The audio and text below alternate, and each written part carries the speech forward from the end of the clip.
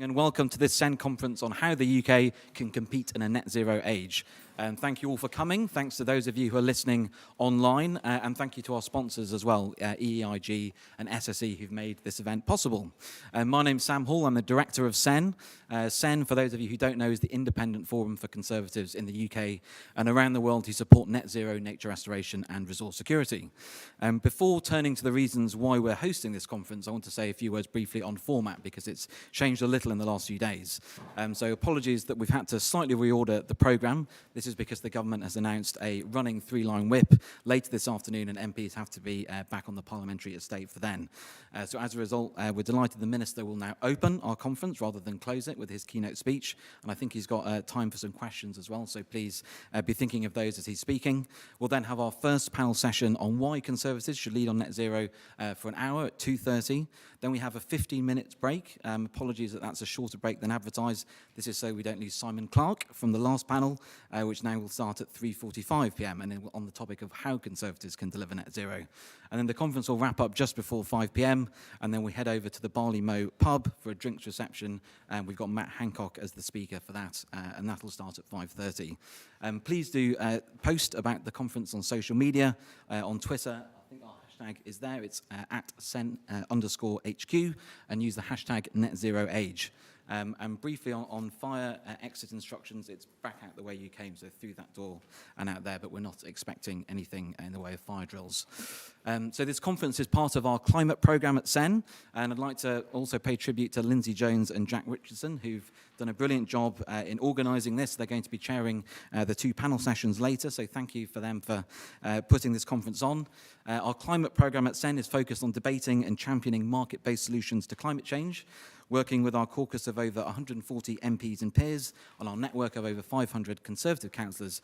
We've played a key role in securing climate policy changes, including mandating EV charge points in new builds, eliminating VAT from energy efficiency measures, and raising the target for floating offshore wind. But the aim of this conference is to bring together Conservative voices from across the Conservative movement to discuss the most effective messages and policies for decarbonising the economy while maintaining fiscal responsibility and growing the economy. Political support for net zero has remained remarkably resilient over the past year, despite all the political events. We've seen two changes in Conservative Party leader, an energy security crisis and surging cost of living, but yet the UK's climate goals have remained unchanged. In fact, ministers like Graham have been hard at work on delivering them, restarting the energy bills passage through Parliament, unblocking onshore wind in England, expediting nationally significant infrastructure projects, including offshore wind farms, and creating a new energy efficiency task force. But there are some major challenges looming into view which we think will frame today's conference. Firstly, the government faces pressure from the Labour Party to push to invest more public money in the green transition. Labour are pledging to borrow an additional £28 billion a year for the net zero transition. The Conservatives need a strong counter-proposition to demonstrate that a more market-based approach will deliver rapid emissions cuts without pushing up borrowing. Going into the next election, the Conservatives have a strong record to talk about on emissions reduction and on clean energy deployment. But elections are about the future, not the past. So on its own, this past record is unlikely to be sufficient to win the argument that the Conservatives are best placed to tackle climate change. This issue we know matters to voters. They continue to put the environment and climate change as the top 5 issue facing the UK in opinion polls. So we know that the party needs a compelling platform going into the next election on climate. Secondly, there's an active debate within the Conservative Party about the best way to promote and approach net zero. Some favour a more interventionist approach that targets green subsidies at factories in industrial heartlands to maximise the opportunities for job creation and investment in the green transition. Others champion a more free market approach that uses tax breaks and planning liberalisation to reach net zero at the lowest cost. And of course, net zero is just one policy area where this ideological debate is playing out within the Conservative movement. Finally, there's the international competitiveness challenge. The USA's Inflation Reduction Act has fired the starting gun on a green subsidy arms race, and with the EU set to follow suit, the UK's head start in sectors like offshore wind may be at risk. Even if we wanted to, the UK wouldn't be able to match the scale of the Americans' green stimulus. But some kind of response is necessary if we're to secure green investments that are important for maintaining support for net zero, the net zero transition, particularly in our industrial heartlands. So we hope this conference, not at all unambitious, can generate the arguments and ideas for how Conservatives can tackle some of these challenges, particularly with the government's upcoming response to Chris Skidmore's independent review of net zero coming soon. So without further ado, I'd now like to introduce our keynote speaker, Graham Stuart. Graham is the Minister of State of the Department for Energy Security and Net Zero, having previously served as Energy and Climate Change Minister in BEIS from September 2022, and he's been the Member of Parliament for Beverley and Holderness since 2005. His other previous ministerial roles include Minister of State at the FCDO, Minister for Exports and Minister for Investment at DIT, and an Assistant Government Whip. And it's a particular pleasure for me to introduce Graham today, as I started my career in politics working as his parliamentary researcher in Westminster, where he first sparked my interest in climate change policy and in the essential importance of clean technology cost curves, which is one lesson that I always remember. In his office, I saw firsthand Graham's passion for climate change, which he's demonstrated throughout his career in Parliament. He served on the Bill Committee for the Climate Change Act and was on the Environmental Audit Committee. He chaired GLOBE, a global network of legislators committing to climate action, and was the first Conservative MP to call for a net zero target after the signing of the Paris Agreement. So I'm delighted to invite Graham to give his keynote speech today, and there'll be an opportunity for questions afterwards. Graham.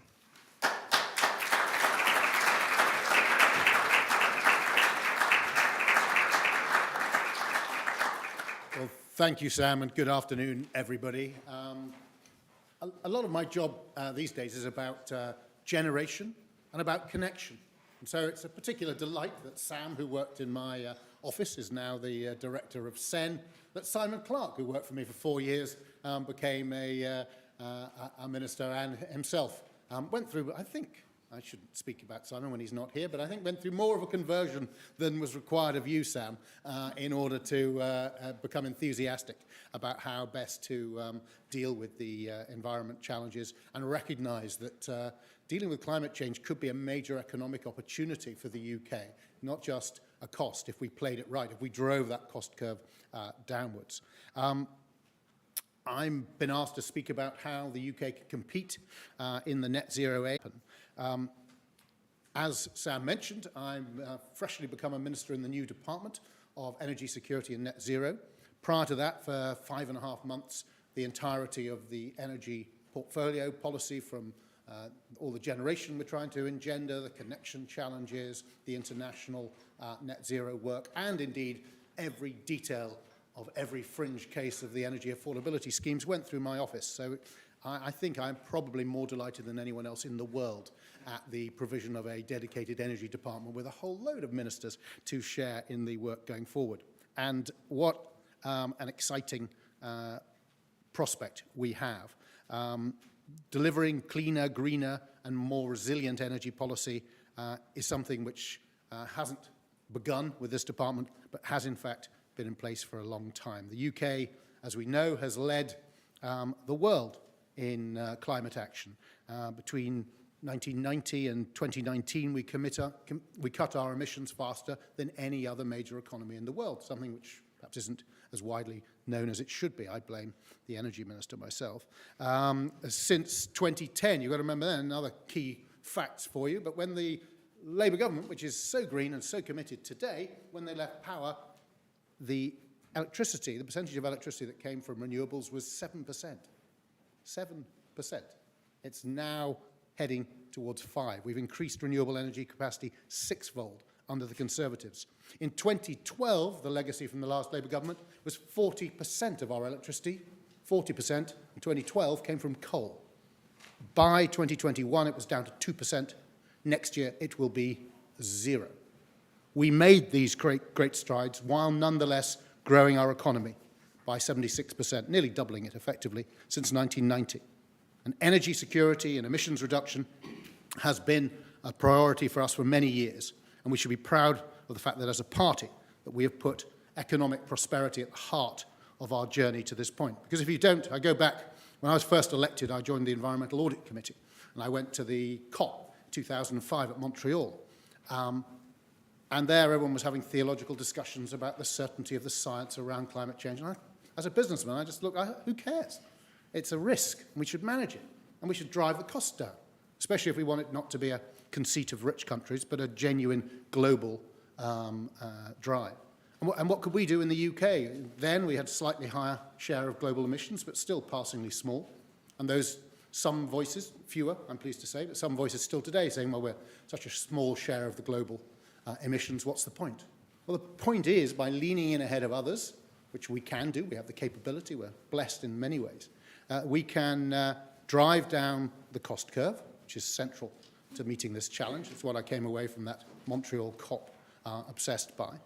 We can drive the costs down, we can develop the technologies and solutions, and we can then export those solutions around the world, sure, to meet net zero, but also to make this country tremendously wealthy. We led the first industrial revolution. The opportunities for us leading the green revolution are really significant. And not just in terms of developing capability here and then exporting it, but actually you look at what we're doing, and you look at our geography, just look at a map of Europe. Who's been blessed with the most phenomenal renewable potential? We have.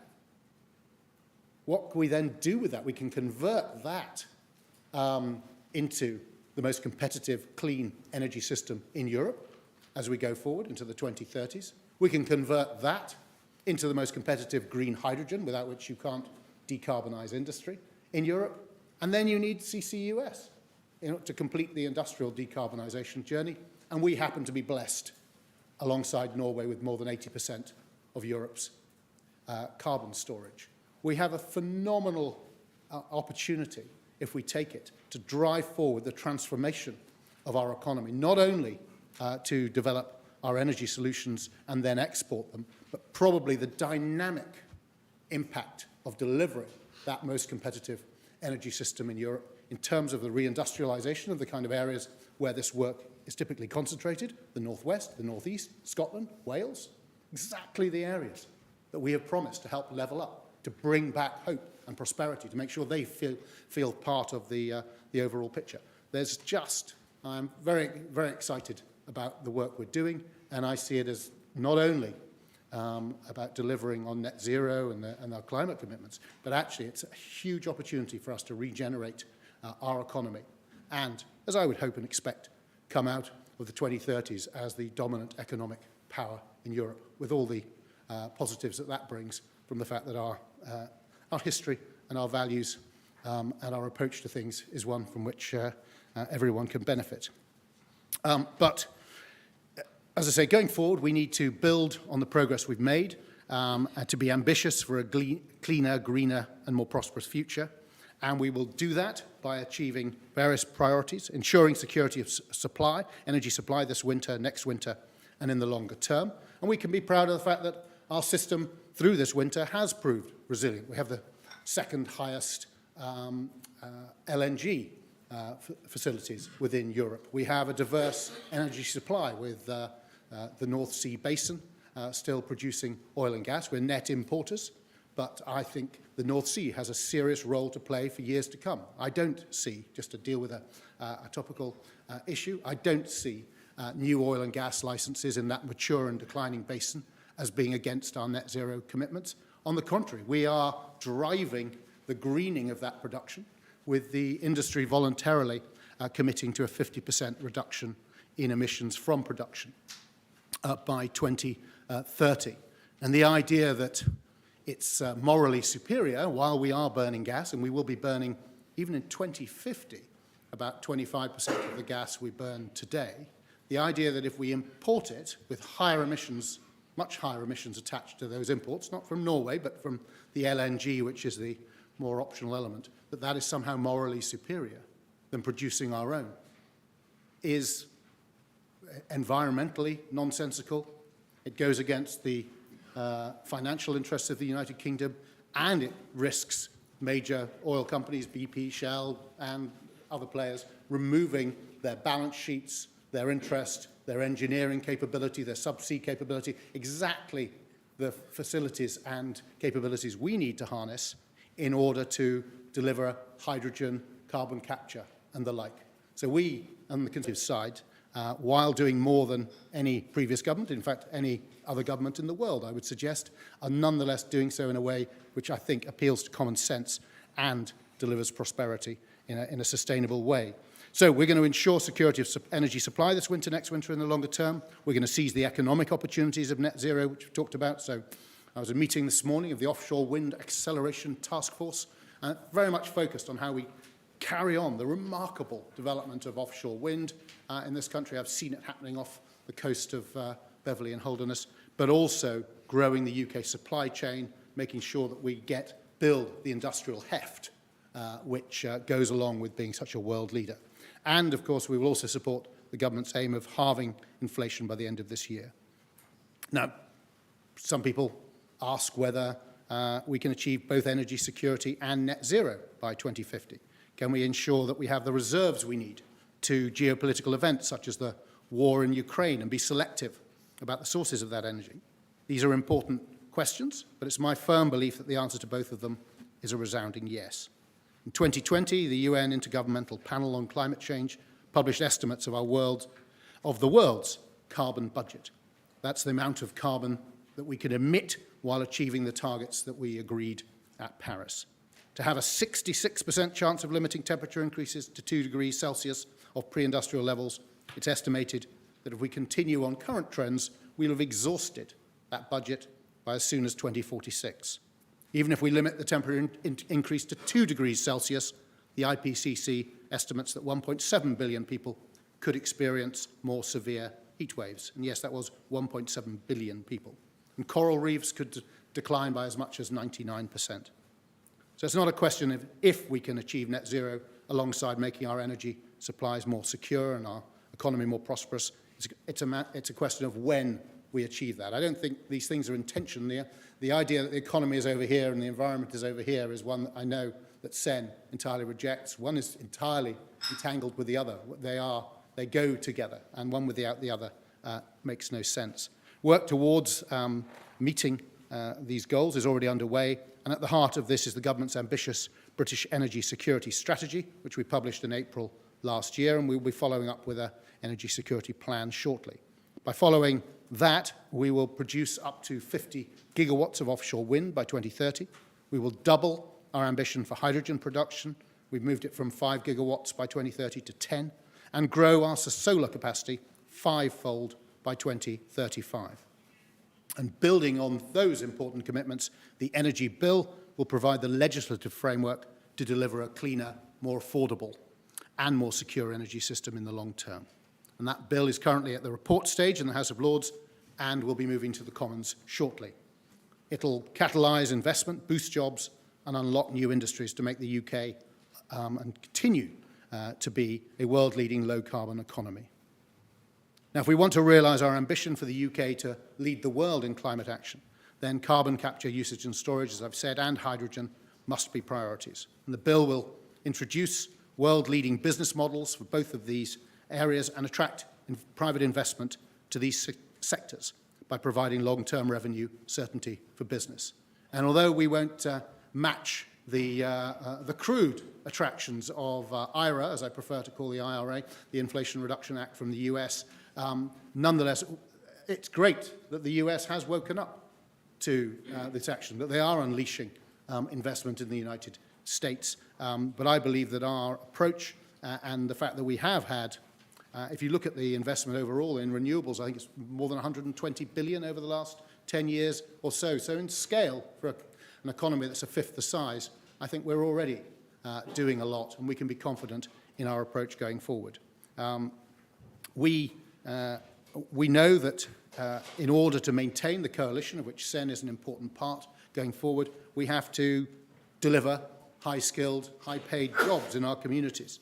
And I believe the Energy Bill will help facilitate just that. 12,000 jobs across the hydrogen value chain, 50,000 jobs potentially in carbon capture, usage and storage, and I believe opportunities will abound for people to better themselves and the planet. And in order to make sure we get our skills strategy right, because one of our biggest challenges is to do the training and skills preparation that we need, we are working across government and with industry through the Green Jobs Delivery Group. And all this demonstrates that net zero is a goal not only to be achieved to protect the world and make us more electable at election time, but in order to drive those economic benefits. My constituency is on the east coast of Yorkshire. I say I've seen the transformation of wind. I remember, having been around sufficiently long, I watched us look to move wind from onshore to offshore. I wondered, going back to the domain of the North Sea, but what a tremendous job we did through the contracts for difference brought in by this government. We saw £120 a megawatt hour in the first auction drop by about half to the second in 2017, and by just the third in 2019 had come down to £39.50 from £120. So and that model and that approach has been copied by people all around the world. As I say, SEN has been at the heart of an awful lot of the development of thinking within Parliament, within the Conservative Party, and going forward we should be proud and perhaps do a better job of telling the story about what we've done to date on things like energy efficiency. There was, I think, just 14% of homes in 2010 had EPC C or above. That's the kind of benchmark level of energy efficiency you want to see in a home. Now it's approaching half, and we've set up the Energy Efficiency Task Force. We announced last week that Alison Rose, the Chief Executive of NatWest, will co-chair that with my colleague Lord Callanan. And in addition to the £6.5 billion that we're spending in this Parliament, we are, the Chancellor announced in the autumn statement another £6 billion between 2025 and 2028. So we really are leading a transformation, and we're doing it in a way which, far from coming at a cost, it's not free, but the opportunity for us, by leaning in ahead, by attracting that private investment, by having the best regulatory frameworks, and I think we probably do, is that we can harness, in answer to Sam's challenge in his opening remarks, we can harness enormous private sector investment as we have done, and going forward, we will not only deliver on our climate goals, we will also deliver sustainable competitive advantage economically for the UK as well. So that's enough from me, and I'm happy to open up to questions from the floor.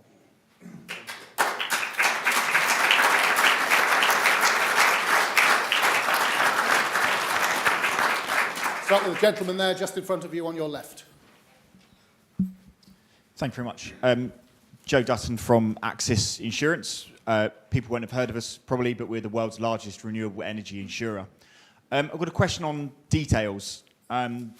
Each time the renewables targets for the UK have been upped in the last couple of years, the accompanying document with them has got shorter in length, and the details on delivery have got less and less.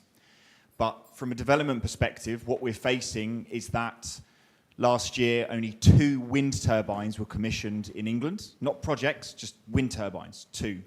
Last month, a battery storage developer was quoted 13 years for a grid connection. And with offshore wind currently, it's quicker to build the project than it is to get it permitted in the inhospitable North Sea. So, in concrete terms, what's going to change readily, quickly, so that we meet the targets for 2030 and 2035 for the electricity system? Thank you. Excellent question. I think possibly the biggest challenge is not all the deployment of all these fascinating generations, fascinating as they are, is probably not the biggest challenge. We need to make sure that we have the infrastructure to do it. We will shortly be coming out with a consultation on the national policy statements affecting all these areas. We are, as the Offshore Wind Acceleration Task Force is very much focused on how we shorten, how we halve, ideally, the permitting time it takes. And we've seen Ofgem, the regulator, moving from a kind of reactive approach to allowing anticipatory investment and supporting much greater investment in the grid. So we have to deliver the grid changes, which are significant. The National Grid suggests they need to invest 6.5 times more in the next 7 years than they have in the last 30. And that's not only a huge supply chain, financial deployment challenge, but also an enormous political challenge, because it needs real infrastructure landing in constituencies, typically held by Conservatives as well.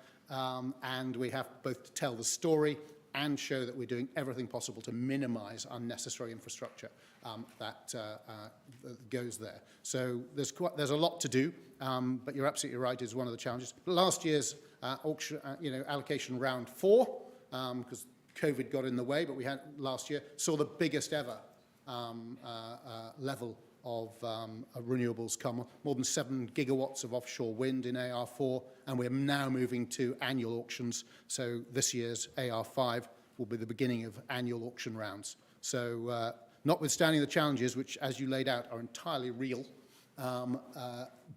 we are nonetheless through that thicket delivering now, but we need demonstrably to improve the system and ensure join up across regulators, across government overall, to make sure that we can meet those challenges. Sorry, too long an answer, but right, the lady here. Hiya, I'm Helena Horton from The Guardian. So today we've learned that energy bills are about to soar, and that is linked to gas prices. Sen MPs have been critical of the amount of time it's taken to do things like install heat pumps and insulate homes. They've also criticised the onshore wind ban. Do you take responsibility as your government for the fact that we have not moved fast enough on these issues and that therefore bills will rise? And will you apologise to those who are struggling to pay their bills?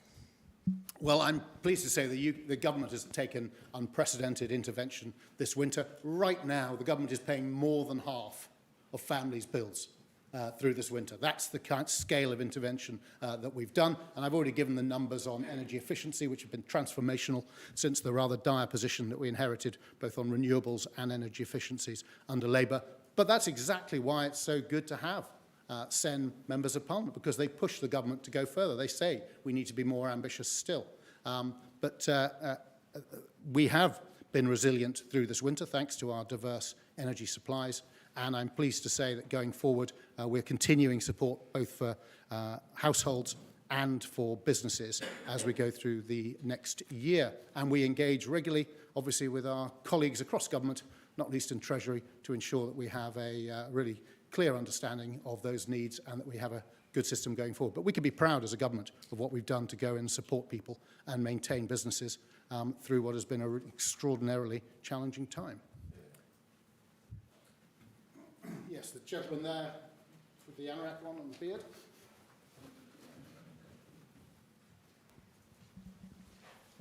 Thank you. My name is Paul Haslam. I'm a county councillor from North Yorkshire. So thank you very much for your presentation. I've come all the way to see you today. I'd like to just echo the point about DNOs.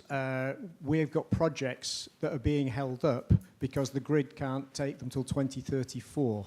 So I really would like to encourage you to nudge that rather hard, please. Actually, my question, though, to you is, we worry about the sun not being out, and we worry about the fact that the wind's not blowing. But why don't we use tidal? The moon, I believe, is only moving away from the world, from the Earth, at 1 metre a year. So it's going to have a gravitational effect for some time.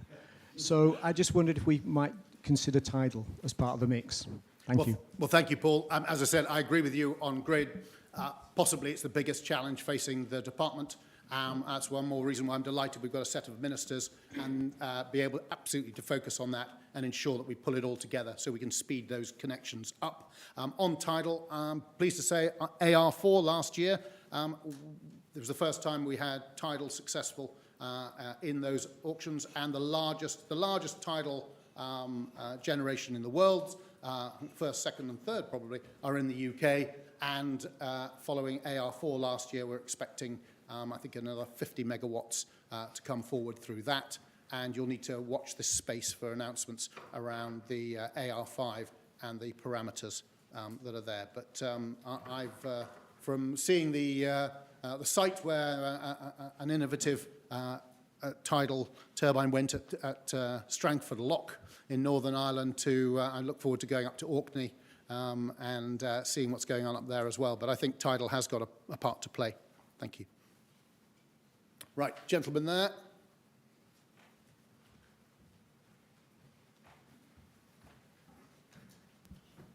Hi, thank you. Stephen Alton from Field Consulting.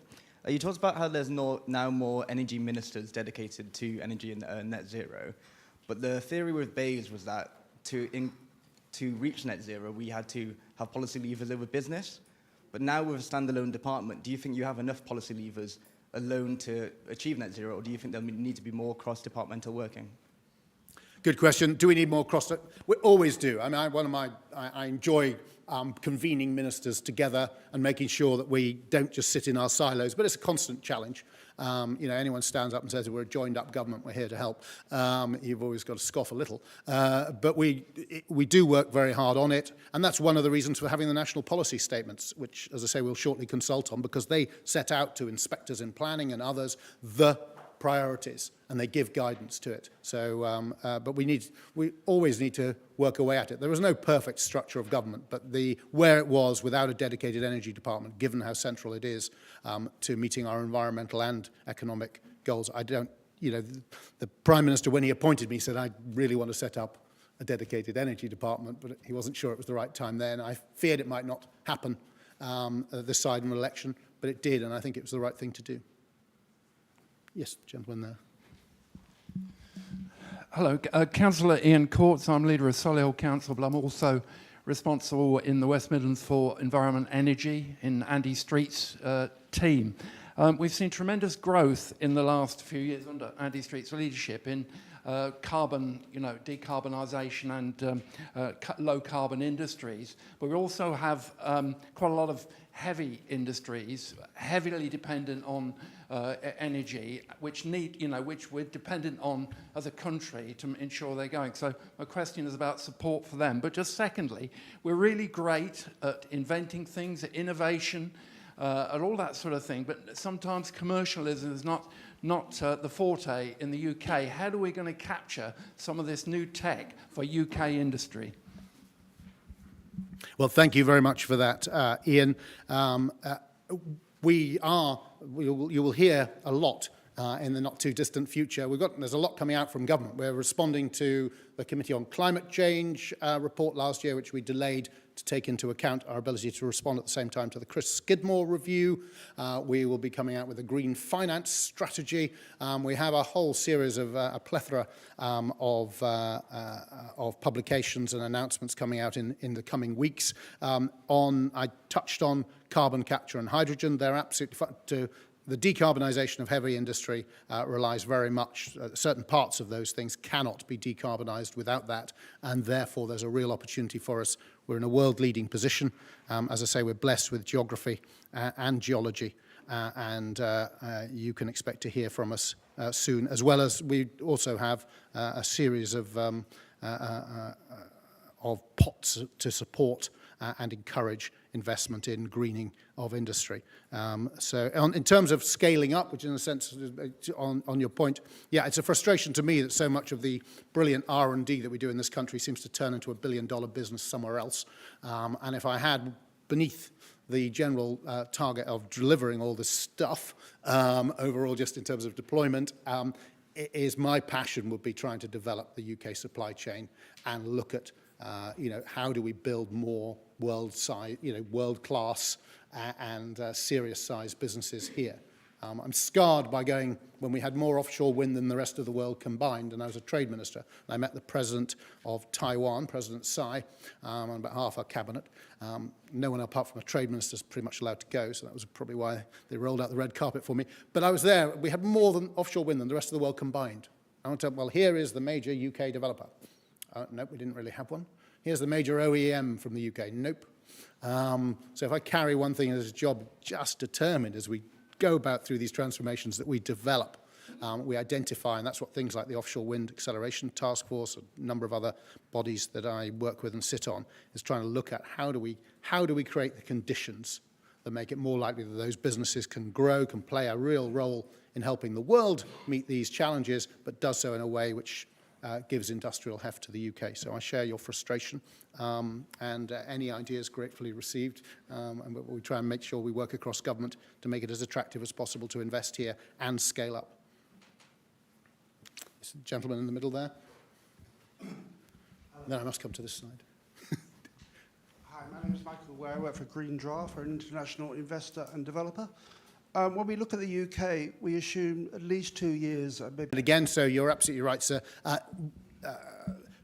Streamlining and building capacity. We've had a system, like Ofgem regulated the connections system, and it was a very reactive one rather than looking ahead. Likewise, we had regulators who were funded in a way which ran behind demand. We need to move a system. If we can have developers contributing, if we can have the sort of developers pay principle, we can then move to have it making sure that all the regulators, and if you look at the North Sea, there's a plethora of them, that they have the capacity to respond quickly. So if you take something like, any of the projects you want to think of, what developers need is to be able to have an early conversation and have the questions put to them then, so that when they come back, they've already answered the questions they're going to get put, rather than finding that the regulators don't have the capacity to talk to them.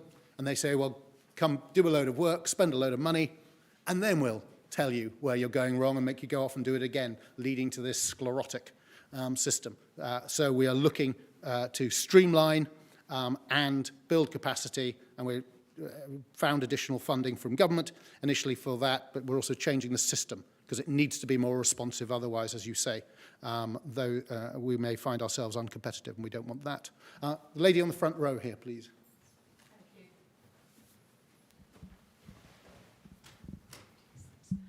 Sarah Winterton. I represent the UK insulation manufacturers in the UK, including Knauf, Rockwool, Superglass, etc. And I'm also the chairman of the Energy Infrastructure Group, Energy Efficiency Infrastructure Group, always a mouthful, obviously sponsoring the event. Moving back to energy efficiency, the heating and powering of our 29 million homes accounts for 20% of our carbon emissions and uses 35% of our energy. However, 65% of those homes are the owner-occupied homes, are homeowners, and programmes to actually support this tenure have completely bottomed out. There isn't the support for this area, and as a result, the industry that actually services these homes has completely collapsed. How do we actually address this sort of Grand Canyon of a gap in energy efficiency? But also, as an industry, can we please work with you? We have some really terrific ideas, including an energy efficiency stamp duty. Excellent. Well, thank you, Sarah, for that. Well, this is my favourite. The best form of energy is energy you don't use. It's the cheapest, and it's the warmest. So that's why we've set up the Energy Efficiency Task Force, precisely to look at that. And as I say, co-chaired by Lord Callanan and Alison Rose. And it's set up precisely in order to work with industry and make sure that the right voices are heard and that we get policy right to ensure that we have, that we're able to make sure that the 65% owner-occupiers, as well as those who are social tenants, etc., are supported on this journey, incentivised. I mean, we've had a history of different approaches through time. I say when you look at the big picture, actually the government from where we were has done a lot, but perhaps going forward it's going to be tougher still, and that's why it's so important to get the policies right and to listen to the voice of industry in doing it. Right? Should we allow one more, or you need to crack on?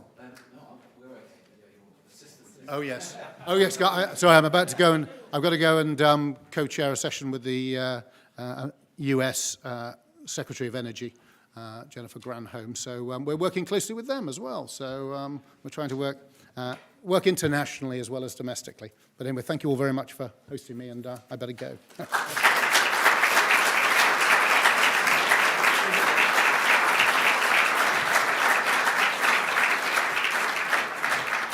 Great, thanks very much. Now I'd like to invite the first panel session members to go onto the stage.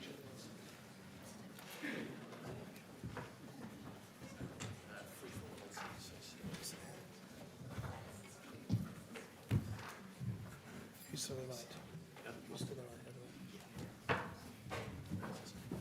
Okay, very good.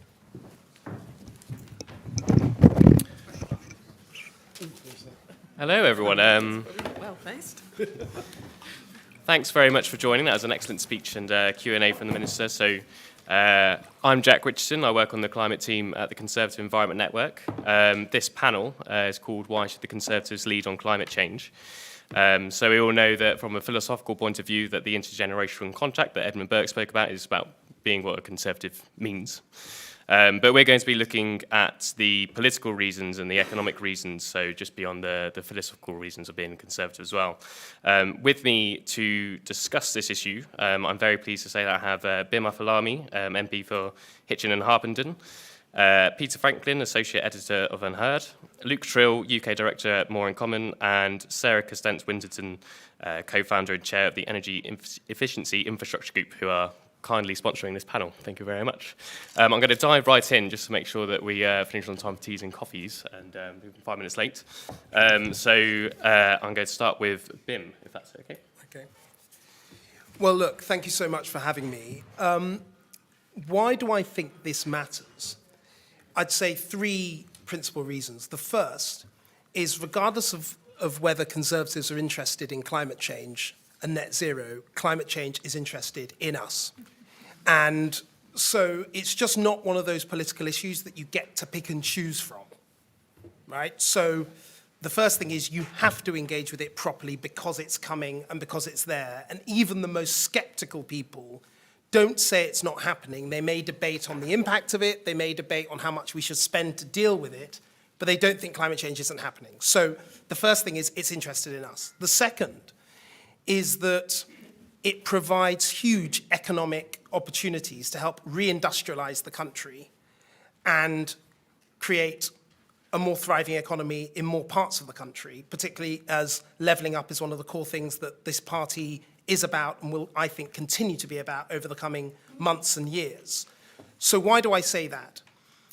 Anybody who's followed this debate closely will notice that in the United States, the Inflation Reduction Act recently passed. Now, it's called the Inflation Reduction Act not because it does anything to reduce inflation, but because it was a better way of badging it to get to reduce Republican opposition.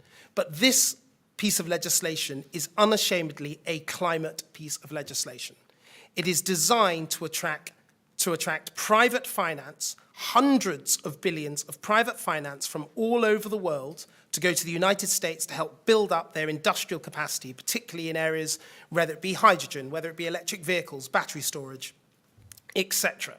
So why I give this as an example, the United States has seen the economic potential of engaging positively in this agenda.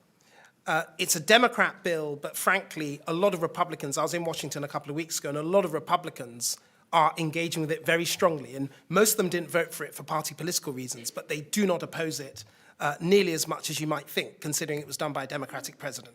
So America has shown a way of helping their own economy using climate change and net zero of doing that. So I would say that, so the first reason is it's interested in us. The second reason is it presents huge economic opportunity. And before I finish the second point, if you look at the recent failure of Volt, the gigafactory up in Blythe.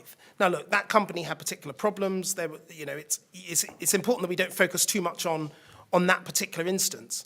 But the fact that so many people were dismayed by this failure was not because they were dismayed particularly about this company. It's because they were dismayed about what that might say to other investors about investing in Britain in this energy sector. So why we need to absolutely support this agenda is it gives us economic opportunities around battery storage, around renewable energy, around nuclear, and making sure that along the supply chain of any of those, we are as best placed as we can. So that's the second thing. And the third thing is almost the most base point of all, which is politics. I'm doing some work at the moment about the next generation and people under 40, of which I am still proud to be a member.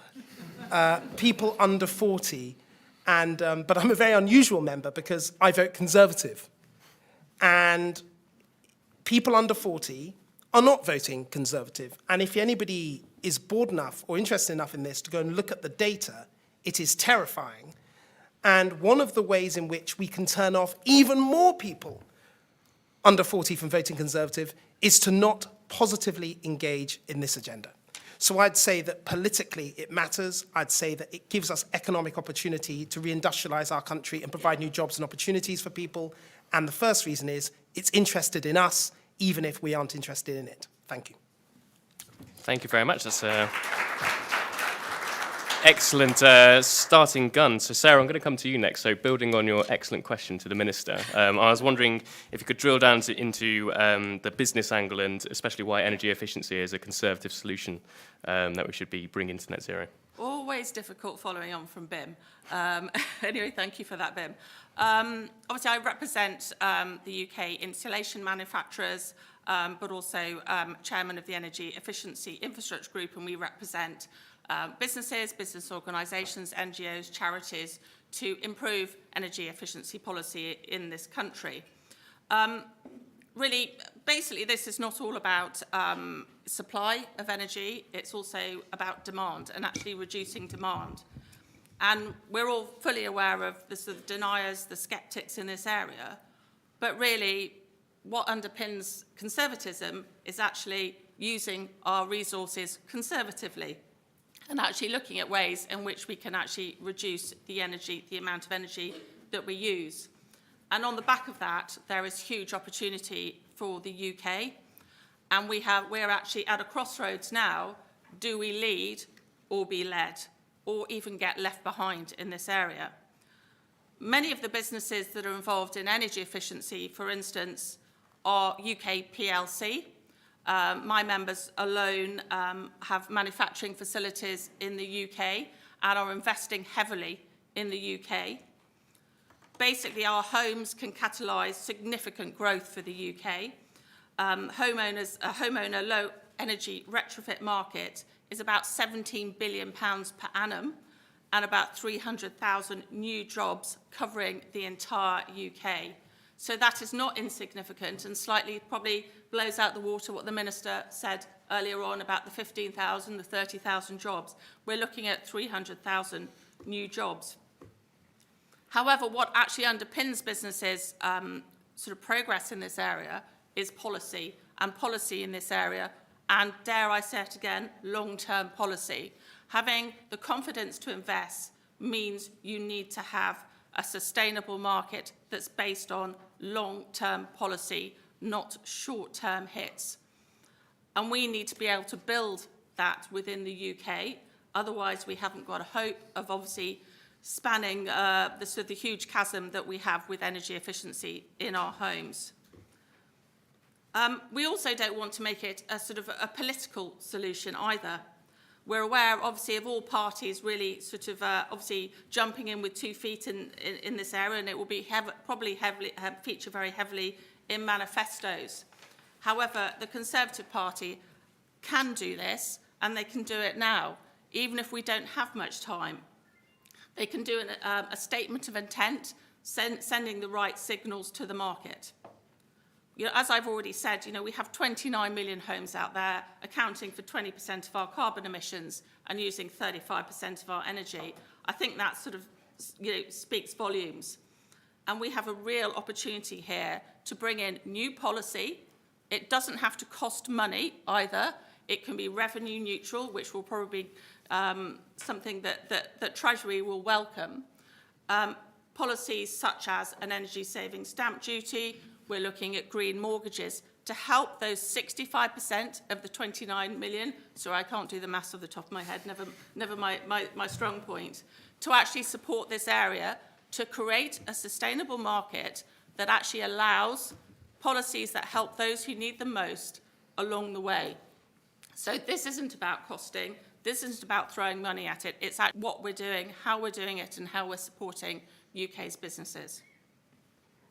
Thank you very much. Peter, I'd like to come to you next as a publication that many people in this room will probably read. Thank you. We've already heard lots of good reasons for why Conservatives should fully champion net zero. I want to take it to a deeper level, though, a sort of more ideological level, if you like. There's people that say that conservatism isn't an ideology at all, it's more of a religion. But I think you can actually define it. In fact, you can define it in 3 words, and those are, there are limits. Another 3 words you could use to define it is reality is real. Now, that's a surprisingly unpopular thing to say these days. We tell our children, you can be anything you want to be. Well, no, you can't.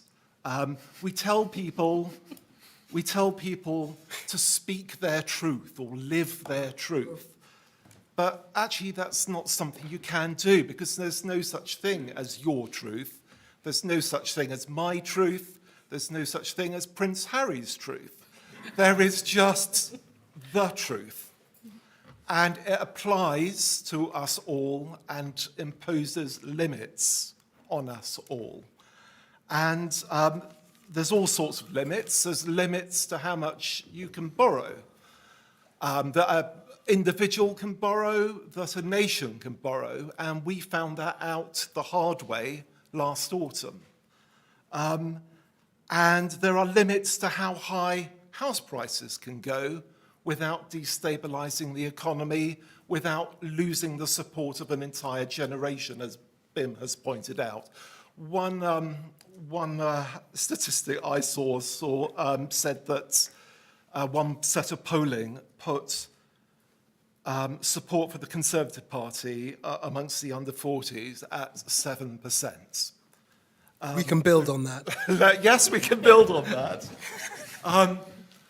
But I think we now need, as a party, as a nation, to start accepting realities.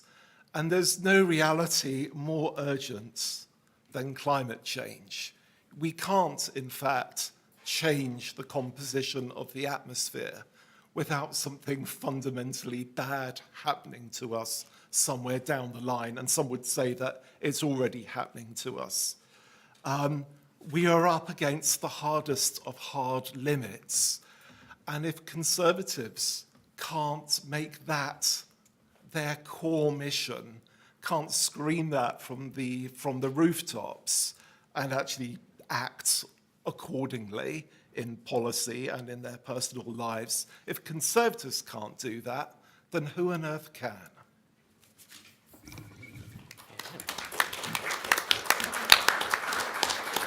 Thank you very much, Peter. Luke, so I'd like you to drill down into the hard numbers of those 7% and etc. Yeah. Thank you. I'm pleased that Peter did the deep stuff, because I'm going to do the very shallow and tactical stuff and talk about the politics and the polling on this. At More in Common, we spend a lot of our time talking to people about net zero and climate change as one of the things which potentially has the ability to polarize in the years to come. And I was trying to think in advance of this of an analogy for how bad it would be if the Conservatives ever did ditch their commitment to net zero. And I came up with, and I thought it was a very good one, it would be as electorally disastrous as crashing the bond market. And then I realized that we'd tried that one. So let me just reassure you to start with, it would be very bad. We have been tracking concern around climate basically since our existence. And the interesting thing is, no matter what happens, no matter what challenges the country is facing, climate and concern about climate always remains in the top 3 or 4. So other issues come and go. Small boats, rises and falls. COVID rose quite a lot and fell. The cost of living is very high at the moment and fell. But climate remains consistently in that top 3 and 4. It's not being pushed out by other issues. And that should be, that salience is really important, because I think there can be an assumption that this is an elite issue, it doesn't matter to people. That isn't the case. And it also matters particularly to Conservatives. Now, we've done a bit of a look at the Conservative Voter Coalition from 2019 and how net zero fits into their priorities. And there's one group, and it's probably the most obvious group for who it's important. We call them established liberals, basically Cameronite Conservatives. They tend to be more in the south, they're techno-optimists, they're the only part of the Tory coalition that voted Remain. For this group, we asked them, what would make you not vote Conservative at the next election? And reneging on the commitment to net zero was the #1 reason they gave for not voting for the party at the next election. It came above all of the other economic policies, anything on migration, on cultural stuff. It really matters to them. For this group, it's become part of their cultural identity. So being seen to be weak on climate, you can kiss goodbye to places like Worthing, places like Wickham, all of those blue wall places where these types of voters predominate. Climate is a major issue. But, and this is really important, it's not just limited to them. Again, there can be this idea that there's one part of the Tory coalition for whom net zero is really important. For others, it's sort of bread and butter issue. Not true.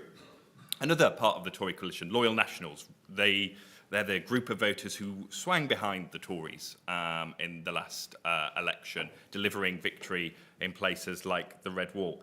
For this group are just as likely as that established Liberal group to say that net zero is a priority, but they look at it in a different way. This group are really motivated by threat perception. It's the reason why they both believe in tackling climate change and are very concerned about issues like small boats. They are motivated by the images they see on TV of forest fires abroad. They worry about what it means for their children and their grandchildren.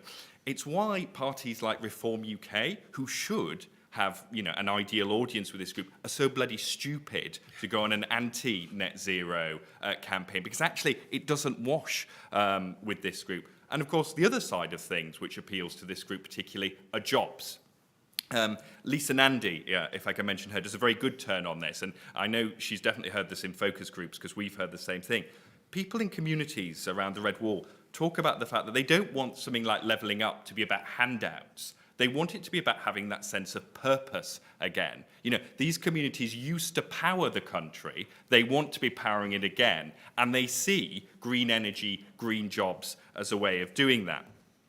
And then you've got the kind of final part of the Tory coalition. What about your traditional Shire Tories? You know, you're not your sort of wet Cameronite Liberals. They're not your new Red Wall voters. What about the backbone Conservatives? Well, what's really interesting is that when we've polled on something like wind farms and moving to clean energy, backbone Conservatives are as likely as our most progressive segment of voters. That's the sort of Corbynite, outside Parliament protesting-y group. They're as likely as that group to support wind turbines in their area because nature and conservation matters to them. And when you talk to them in focus groups, they make that direct link between the impact of climate change and attacks on nature and conservation. So all three key pillars of that Tory coalition support. It is not just a Liberal metropolitan priority. And I would also say this, that there is a particular opportunity for Conservatives when it comes to net zero, because people are more likely to buy into the Conservative way of doing things. What doesn't appeal to Brits is this idea that net zero and and tackling climate change must be about reordering the economy and rethinking capitalism. That absolutely bombs in polling and focus group. But when you talk about the Conservative approach, which is rooted in jobs, it's rooted in technology, it's rooted in not necessarily gradual, but doing things in the right way at the right pace. Actually, that's what people get behind. Most Brits aren't, you'll be pleased to know, sort of Extinction Rebellion supporters. They don't like that way of thinking. In fact, actually, the biggest threat, I think, to climate change often comes from those groups on the radical left than on the right. A conservative vision, which is rooted in realism, which appeals to those conservatives, is much more likely to deliver sustainable support for net zero in the long term. I'll stop there. Thank you very much. So I was going to, before I open it up to Q&A, I want to build on something that Luke was just discussing there on how, and I'm going to come to you, Peter, for that. Okay, how do Conservatives constructively differentiate ourselves from the more left-wing socialist or deconstructive route to net zero, or absolute zero, as often they often want? How do we do that without fueling the culture war and the more divisive side of politics, which is actually quite antithetical to getting anything done? I think the first thing to say is that we shouldn't be afraid of debating the skeptics. There's a bit of a kind of taboo amongst a lot of environmentalists that you don't engage with the critics. I think that's a mistake. I think I'm not talking about the out-and-out lunatics here. I'm talking about, you know, the sort of Andrew Neil type people, innumerable Telegraph columnists, unfortunately, who, and the sort of Bjorn Lomborg types, who don't deal in out-and-out fantasy, but do present the facts and figures in such a way that makes it all look, you know, impractical, that we're going to bankrupt ourselves. I think they make ostensibly rational arguments that are open to being argued with. And that's not really happening. You have you have a kind of closed, a sort of reservation where the skeptics live.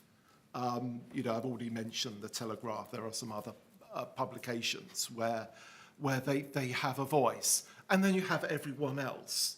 And I think there needs to be a genuine, I don't want to say a dialogue, because that makes it look like they have some points to make, and for the most part, I don't think they do. But we do need to engage with them. We do need to reason with them, and ignoring them, telling them that they're completely stupid, creates a sort of sense of embattlement and a sense of identity, actually. And you create a sort of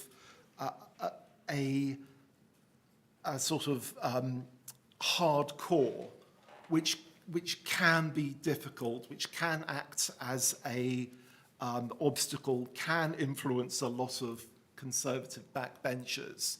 And so I think that wall needs to come down, and the sort of net zero watch people need to be taken on directly and not ignored. So that's where I'd start. Bim, I don't know if in your constituency, when you're talking to your constituents, how do you build over that and try and communicate? You've got whether climate change is happening and whether you broadly accept the pace at which it's happening, and then what you do about it and what's the government's role in dealing with it. Yeah? In the first, it's difficult to debate somebody who is the sort of almost the sort of Nigel Farage version of Prince Harry, you know, just saying, I have my truth and it's not happening and therefore we shouldn't be doing anything about it. It's very difficult to debate those people. Frankly, not many of them are in this country. You find more of them in the United States, for example. But on the other side, this is where actually I'd go further than Peter and say, well, it's not just debate the skeptics. Through debate, we will actually get the best answers. And let me give you two ways in which we can. The first is on the balance between prevention and adaptation. Yeah? So it is not clear to me in every area where we should, how much money, for example, you should spend on adapting to climate change, say, for example, with coastal communities in the Pacific, versus prevention of climate change in other parts of the world or indeed in those areas, right? So people here will have views on that, but that is a debate worth having because it's not necessarily clear how the world should do that. And of course, how much money you have, where different countries are. We forget this is a global problem, right? So where different countries are, how much money is available, affects the speed and the nature of your interventions. So I think that debating it is really important to get the best answer. And the second reason, I'll come back to politics again, it is, you know, my 5 years in Parliament has very happily coincided with all the Brexit fights of the Theresa May era, then, you know, obviously then Boris coming in. And what I've learnt many things in that process, but one thing that I've learnt is ignoring people and just telling them that they're stupid for thinking something is never a route to success. If these are people who you live with, who you work with, who are in your party, who you need to vote for you, etc. So we don't, even if you don't want to debate people on the pace of adaptation or how much money we should spend on it or what should the government do versus private sector or how should we refocus the tax system around this or something else, whatever it is, even if you don't want to debate any of those things and you're convinced you got the right answer, you have to, because otherwise we will move more people into a column from which we won't be able to get them back from. Thank you. I'm going to open up to questions now. One thing I should have said at the start was please don't forget about the hashtag competing in the net zero age and at @sen_HQ if you're tweeting. So have we got any questions yet? And I'll see the mic at the back as well. Do you want to go for this gentleman first?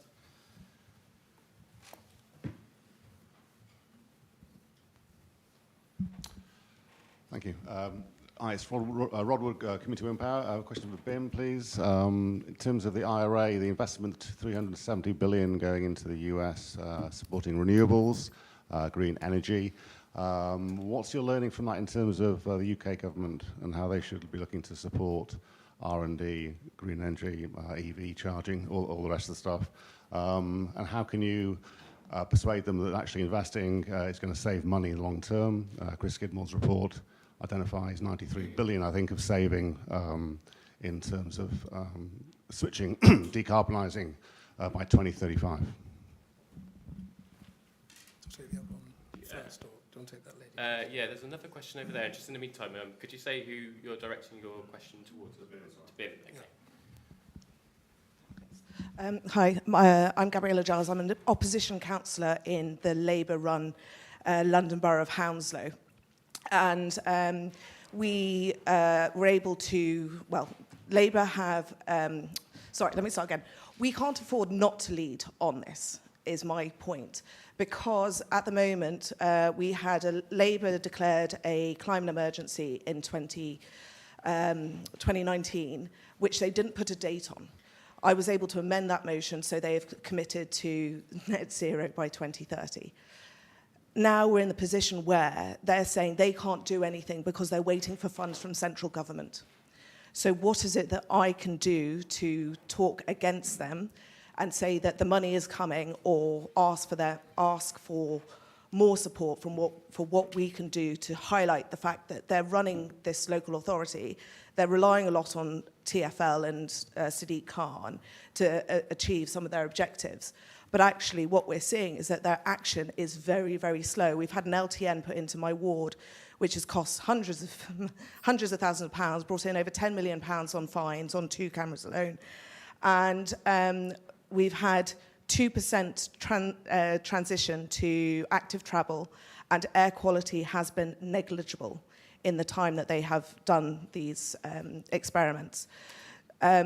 They need to get an 80% move to active travel by 2040, and they're basically dictating, and we're losing votes as a result of this in London, because the Labour is saying that they are implementing our ambitions with the LTNs that were brought in via COVID emergency measures. But what else can we do? Because they're not making the council stock climate efficient. They say they don't have the funds. They're still approving planning with non-renewable forms of heating and energy provision. And basically they have said that their way at the moment is to get people out of their cars while still asking for exemption from ULEZ from Sadiq Khan. So I'd just like to get some input on that. I might go to Bim for the first question, and Sarah, if you could speak about the about what maybe councils can do to do action on net zero. On the Inflation Reduction Act, I mean, I've spoken to Prime Minister, Chancellor and various colleagues about this.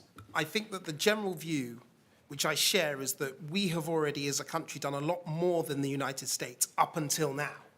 So quite a lot of this is the United States catching up with where we are, but they have gone further, and some of the subsidies they're offering to companies are pretty eye-watering, and they're giving individuals subsidies for, significant amounts to buy electric cars or do various other things. The truth is, a lot of the actions the US government's taken, we can't afford to do. Just the sheer sums are astronomical. However, on the incentive side, on the tax side, there are things we can do.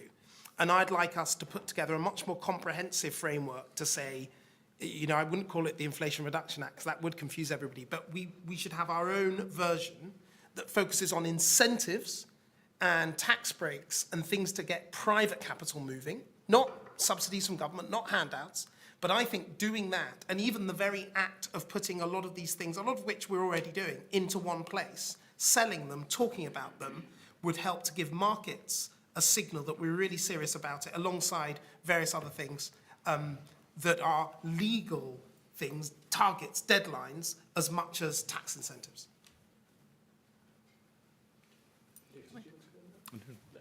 Sarah, would you like to speak more about councillors? Yeah, it would just be really helpful to be able to sort of pick this up after, if we can exchange business cards. There are obviously policies out there to help. for buildings to decarbonise public sector buildings, but also within your area on domestic buildings, obviously including social housing, there's Eco4, Eco Plus, etc. So you'll be aware of all of those. So it'd be helpful, obviously, to sort of, gather a bit more information afterwards. I might also make a little pitch. SEN has a councillor network, and our team always produces lots and lots of material. So I'm going to go back to questions. Yeah, we'll go for Ian, and then there's Dominic at the front as well. Thank you. And I think the agenda really needs moving on from the principles of, climate change action, which I think everybody should subscribe to actually how you're going to deal with it. One of the things I keep pushing is net zero is fine as a principle, but it needs global action. The benefits of climate change is something else, and there are serious benefits that can be derived through taking action on a number of fronts, and that's the question.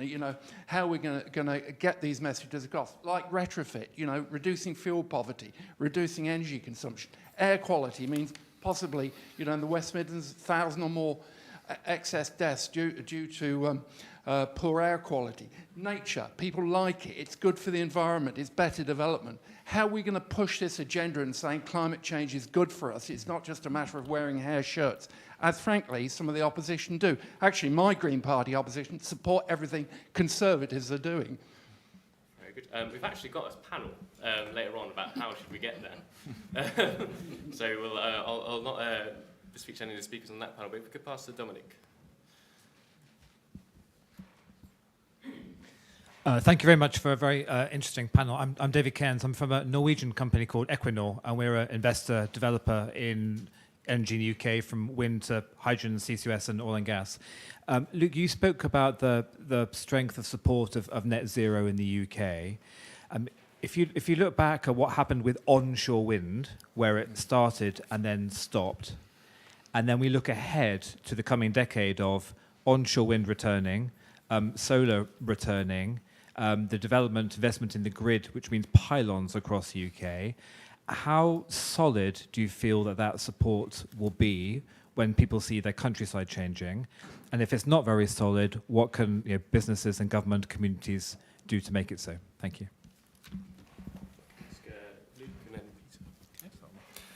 Yeah, I think you're right. And one of the things that we often say when we talk about this is that the UK is ahead of other countries in building the consensus for climate action. The test now is whether that survives contact with reality in doing the transition. And there are no doubt risks there. I think there are a couple of things, though. I think one of the most important things is being seen to share burdens and costs across society. And part of the reason that I say that is, I remember it was interesting, we were talking about net zero to a focus group, I think it was in Blythe, and someone said, yeah, I'd be happy to do this, I understand we've got to do it, but we were told also to do all of this stuff during COVID, and yet our politicians were having parties at the same time. So when it comes to net zero, is it going to be all the same? Am I going to be the one who has my local neighbourhood torn up? Am I going to be the one that pays higher bills whilst other people carry on using jets? So I think it's really important that those leading are seen to be sort of walking the walk and sharing in that, and that it's across the country as well. I think incentive schemes matter and work. So we've done a lot of testing around opposition to onshore. And what's interesting is even amongst the most sceptic groups, once you start adding financial incentives for having onshore in your community, how quickly that drops off. So communicating that make available. And I think it links to the gentleman's question, which is, I actually do think the biggest risk is if this is seen as being all about the hair shirt. I think we do have to start showing benefits. And I'll just share one more anecdote from another focus group, which was, again, it was a woman. She was a young mother. She said, yeah, I totally get this net zero stuff. The kids tell me about it from school. I think it's important. But you go to McDonald's now and you can't drink a milkshake out of those straws. And it was this sense that, and obviously, that's about plastic reduction rather than climate change, but it was this sense that tackling climate change is just about making things that little bit worse. Every now and again, and we've got to get away with that, because I think longer term that's going to be the bigger risk than actually some of these big development projects. Yeah, I just want to echo that. There's this awful sort of Davos narrative, great reset conspiracy theory, which is taking hold in some quarters, which I'm afraid some international NGOs have actually been pushing ideas like tiny homes and insect protein and things like that. And it's absolutely disastrous in terms of winning people over. And it's also, the hair shirt approach is also completely wrong if for actually delivering net zero worldwide. Because China and India and the other pivotal countries are not going to adopt a hair shirt approach, not when they're climbing out of poverty and into the middle income and ultimately into the upper income brackets. So the thing that is actually going to achieve net zero and limit us to 2 degrees warming is if people cannot afford not to go green. So it really is all about the price points, that you go for solar, you go for wind, you go for electric cars because it's the cheapest and best consumer option, or from a government point of view, the cheapest and most reliable large-scale infrastructure investments. We can only compete our way. Green technologies can only compete their way to success. So all of this stuff about hair shirt and all of this stuff about somehow going net zero in the next 4 years from the Just Stop Oil people, not only is it incorrect and impractical, it's actually deeply damaging to the climate change agenda, and then it's not going to happen. So we better make sure that it does. And this country's done a huge amount to demonstrate that, the whole problem with the Net Zero Watch people is that they talk as if this is something that isn't already happening. It is happening. We're already 30, 40, perhaps 50% of the way there. We've demonstrated it, that it can be done, that the grid doesn't fall over. And so that's what this country can do, to show that, yes, you can go green and you don't go bankrupt and you don't end up sitting in the dark eating insect burgers. That is what we have to tell the rest of the world. And just to build on Ian's question, I was just wondering, energy efficiency, it's been a very topical over the past year or so especially, but it's always been one of those policy areas that you find is about grants and subsidies and stuff. But to Ian's point of how do we get there, and we've got a panel afterwards to really go into the detail of that question, but while we have you on the panel as the EEIG, do you think that Conservatives should be much louder in championing more centre-right markets-led tax incentives, things like that? Is that what business is after? Yeah, businesses don't want the handouts. They want the confidence. We all know that businesses thrive off confidence and certainty, but there isn't that. So I don't like to talk about the Green Homes Grant, but that was a classic situation of push a policy out, not well thought through, well-meaning, but not well thought through. Obviously, the money was welcome for the industry, but too short-termism, and it resulted in 1,000 redundancies and installers. That's not what we should be doing. We should be actually building that sustainable market. And I see that the crucial area for this to build is with the owner-occupier, what we call the able-to-pay market, where we can actually, people will aspire to do these things. I know I do it, and others in my community. You aspire to do it. Our homes are our castles in the UK. You want to improve them. And you know, this will be part of not just doing your kitchen, but you'll be making your home energy efficient.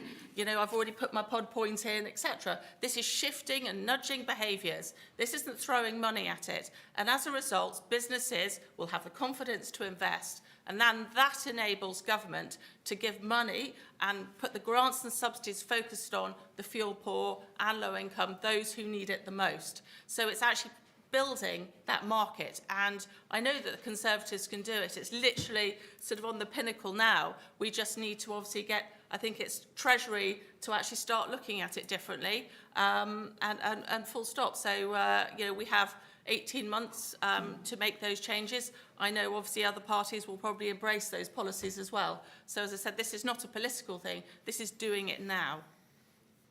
Excellent. I'm going to go back to questions. Yes. Sophie Brodie, I don't know if this works, long-time SEN member. Really great to hear the thoughts of the panel, particularly on the sort of managing the NGOs and that side of things where the narrative gets very extreme. But often I meet with people in the oil and gas industry and they have their own narrative as well. And it's also quite extreme. So I hear people saying natural gas is a destination fuel, things like that. And I would love to understand more about the Conservative approach to managing some of the legacy industries and walking that line between those two quite impractical narratives. I don't know who best to come in. Would you like to have a stab at that question? I mean, the answer is with difficulty. So what we have to do is we always have to give people a sense of what time frame you're talking about. So if your time frame is 10 years, the natural gas is a destination fuel, right? If your time frame is 50 years, then it's not. And if your time frame is somewhere in between, it depends. So a lot of the problems come because there's often a misalignment between the people we're asking to do something, say invest, and how long they want to be working for that company, how soon they want to retire and go and play golf. You know, and I'm not being flippant. If I'm in a big oil and gas company, or indeed, no, let me use a better example, because everybody always beats up on poor oil and gas companies. Let's think of utilities. And you're a utilities business that has a lot of assets underneath the ground all over the country that currently pipe gas to lots of people's houses, millions of people's houses. And they are greeted with some skepticism when they talk about the positives of hydrogen, for example. And the reason why they're treated with skepticism is people say, well, the reason why you're pushing hydrogen is you've got all these assets in the ground that will be entirely useless if we don't use hydrogen. Now, I happen to think that there's a lot of good uses for hydrogen, but that's beside the point. What I'm saying is, it's about the time horizon. And what we haven't done in this debate is set out quite clearly what the time horizons are for different things. There are some things like electric vehicles we really need to move very, very fast. And we can do that. The major car manufacturers in the world think we can do that over the next 10 years. But there are other things that are going to take 30 years. And there are also other things that I'm afraid, and I know we're all in Britain and in this nice conference centre, but in the developing world, there are a lot of people who are moving finally from kerosene, and they're thinking, oh my goodness, now I'm finally advancing economically beyond kerosene. You say to them, solar farm, they just think you were completely bananas.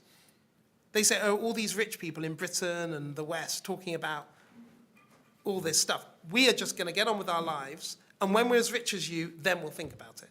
So when you've got to think of the time horizon, it's not just what's going on in Britain or Europe, it's about what's happening internationally. So I think that that's the difficulty with this debate, is that people talk at cross purposes. You talk about net zero, some person's talking about net zero in 2030, some person's talking about it in 2060. I mean, it's a completely different answer you get, yeah? So that's how I think about it. Okay, brilliant. I'm going to take a cluster of 3 questions, but if we try and keep it to just like a question, and then if we go towards the back, there's 2 hands at the back, we'll start there. Yeah. Thanks. Hi, I'm Colin Britchfield from E3G. We're a climate and energy think tank. It's been really encouraging to hear lots of what's been said on the panel. I think particularly where we're talking about, how incentives can really align with the action we need, and kind of spreading that kind of distribution of support, but also sort of demands on people. Is, as long as it's sort of seen to be fair, there's progress can be made. But I think we haven't really spoken very much about where you match that kind of incentive structure with a kind of regulation as well. And I think there's some really good examples that the last government or this government has put in place, things like the EV, or the petrol car, kind of diesel car phase outs for the future. So regulation, I think, long dated can be really important.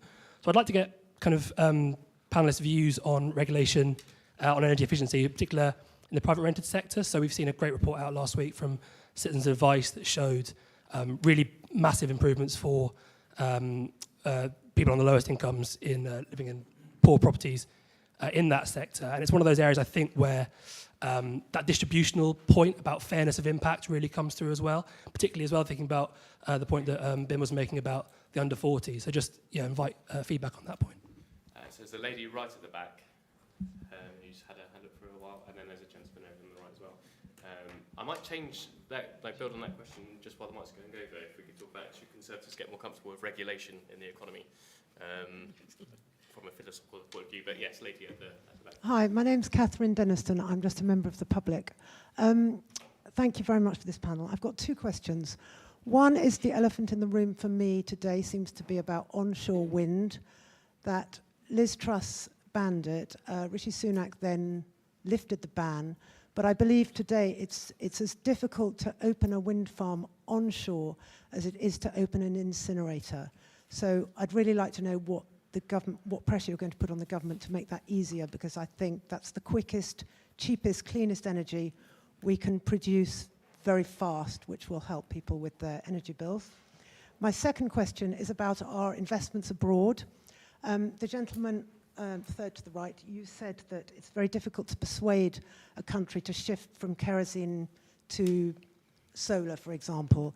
At the moment, our Treasury is investing £1 billion in Mozambique for a liquid gas offshore. It's a huge investment, and we're basically putting our money, I would call it the development of non-development. We are literally going to help that country to kill itself further. They're already in a terrible state in Mozambique for many reasons. Climate change is not the only one. But if all our investments in these countries had a green tie to them, where we were encouraging them only to invest in energies that will be beneficial to them and beneficial to the entire globe, I really hope that you can give us an answer on how you're going to encourage the government to put green ties into our investments like that abroad. And a gentleman at the back over on the other side, Hi, Adrian Warrior there, party activist. I knocked on doors in North Shropshire by-election, the City of Chester by-election, and in my own area in Cheshire, and the same sort of trend appears that I have lifelong Conservatives telling me that because of the Conservative Party's net zero agenda, they're never going to vote Conservative again. And I was sort of wondering, most Conservative members, they read the Telegraph, they read Conservative Home. How on earth, the Conservatives are going to change this narrative to get the Conservative voters, the apathetic Conservative voters, back on side in the next election? So, Luke, could I come to you with that last question first, please? Yeah, well, I mean, I'm quite surprised to hear it's that prevalent, because, as I say, we will do, when we speak to sort of backbone Conservatives and poll and focus group, and they tend to be more supportive, particularly sort of looking to the future. So I think that's one way to sort of bring them on side. I think secondly, with that group in particular, national pride is a particularly strong resonator. So one of the ways to approach it is, Britain leading the world in this stuff really appeals to that group. So selling that, this is a chance for us to get out and get ahead. And then, as I said, I think there is the sort of making that conservation point that climate change isn't just something which is going to damage natural environments elsewhere. It's going to damage the great British countryside through the impacts of it. So I think working across those three, you can generally get most of the group. But there is a small minority who do disagree with it, as I agree with the rest of the panel, debate, engage them. but also don't let them warp the debate and let them present themselves as a bigger chunk of the pie than they are. Thank you. And Peter, I was going to come to you next about the question of regulation. We had the example of private rented sector regulation, for example. Do you think Conservatives should move away from the more 1980s type of conservatism and to a more levelling up? Should that stay, or should we try and figure out different ways of doing it? Well, for a start, our fossil fuel infrastructure only exists because of regulation. You know, I'm not quite old enough to remember this, but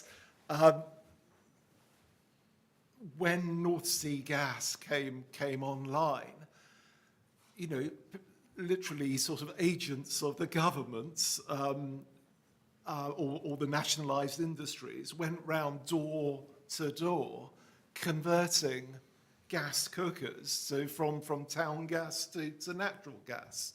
So sometimes when you are undergoing a revolution in your infrastructure, and all societies go through this, and it's certainly not a sort of socialist thing, government has to step in as a facilitator at a sort of national strategic level. And I think that in recent decades, we've grown a bit shy of this. But, you know, you go back all the way to Adam Smith. He made it very clear that government does have a role in this, that some forms of infrastructure, he was thinking about the first proper roads, first metalled roads and ports and bridges and things like that these are too big for private interests to take on. Therefore, that is a natural role for government. And, you know, again, it comes back to reality being real.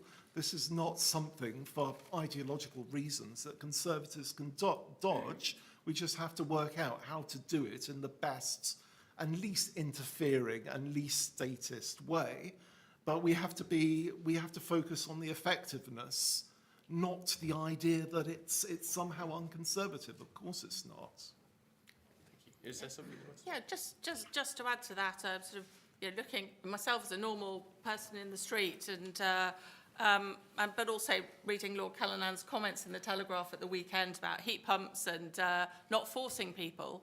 That's actually true. You don't want to be seen to be forcing people. You want to encourage them, make them engaged and committed to making that change, not actually sort of the top-down approach on things like that. So, you know, if people want to put heat pumps in, they will, but you want to give them the best sort of education and communication so they can actually make their own minds up, because people will shift. You've seen that with cars. And moving to electric cars. People are making it, and they're making faster choices, and then the cost is coming down. Not everybody can afford them. So it's actually shifting behaviour, and I think that is inherently conservative. I know there was that last question at the end. I'm sorry, I just realised the time. So I'm going to ask all the panellists to sum up very quickly in a sentence or so why they think Conservatives should lead the way on climate change. So I'll start with you, Bim, if that's okay. I'll answer your question. Onshore wind, I agree, and I think there's an increasing willingness of people in rural constituencies like mine and all over the country to take on onshore wind, and I think we'll see a big change in that in the near future. Secondly, on the green ties on investment, what you've got to be aware of, right, is it's not like, if Mozambique or another country doesn't get the investment from banks in the West, they're just not going to do it. They will get the investment, and they'll get it from someone else. And so what you have to be, I think what you've got to be realistic about is that there is a transition, it's a process, and there is a place for gas in particular over the coming years that is not going to just be replaced by entirely renewable energy sources today. The infrastructure isn't even there in Western countries, let alone in much poorer ones. And it's important that we don't just say, oh no, we're not going to do that, because the Chinese or various other places, India, China, parts of the Middle East, they definitely will. And I'd much rather us have a partnership with countries as they go through their transition than to tell them that no, we won't help you. Peter, why do you think the Conservatives should lead on climate change? Because it's already happening. The transition is already happening. And even if we wanted to stop it, we couldn't. The only sort of thing that's as yet unresolved and uncertain is exactly what sorts of technological transition we have. So actually that is something we need to decide, is what exactly do we want our country to look like by 2050? Because there are still some quite big decisions as to which green technologies. Are we going to rely on nuclear? Are we going to rely on renewables? What's going to be the balance between the two? And one last thing to bear in mind is that such is the speed at which renewables are coming online and electric cars, and I think probably heat pumps as well. I think we're going to be shocked by the speed and scale and radicalness of the changes that are coming. And the only thing that I'd say to the politicians here is, do you want to be dragged along by this and look a bit of an idiot? Or do you want to actually at least create the illusion that you're somehow directing events? Because right now they're actually running away from you. So that's what I'd tell to Bim and others is, you know, get ahead of this, otherwise it's going to crush you. Sarah? The Conservatives are sitting on a potential 17 billion per annum low energy retrofit market, 300,000 jobs. It doesn't have to cost, or it can cost a lot less. So I think it's time to get on with it. And Luke? I'll keep it really simple, if for nothing else, because you want to get elected. Brilliant. Well, thank you to all my speakers. That was a great first discussion. We've got a second one coming up in a bit. We've got a 15-minute break now. Sorry again for the rejimbling of the agenda. But yeah, please do go and get your teas and coffees and join me in thanking all my panelists.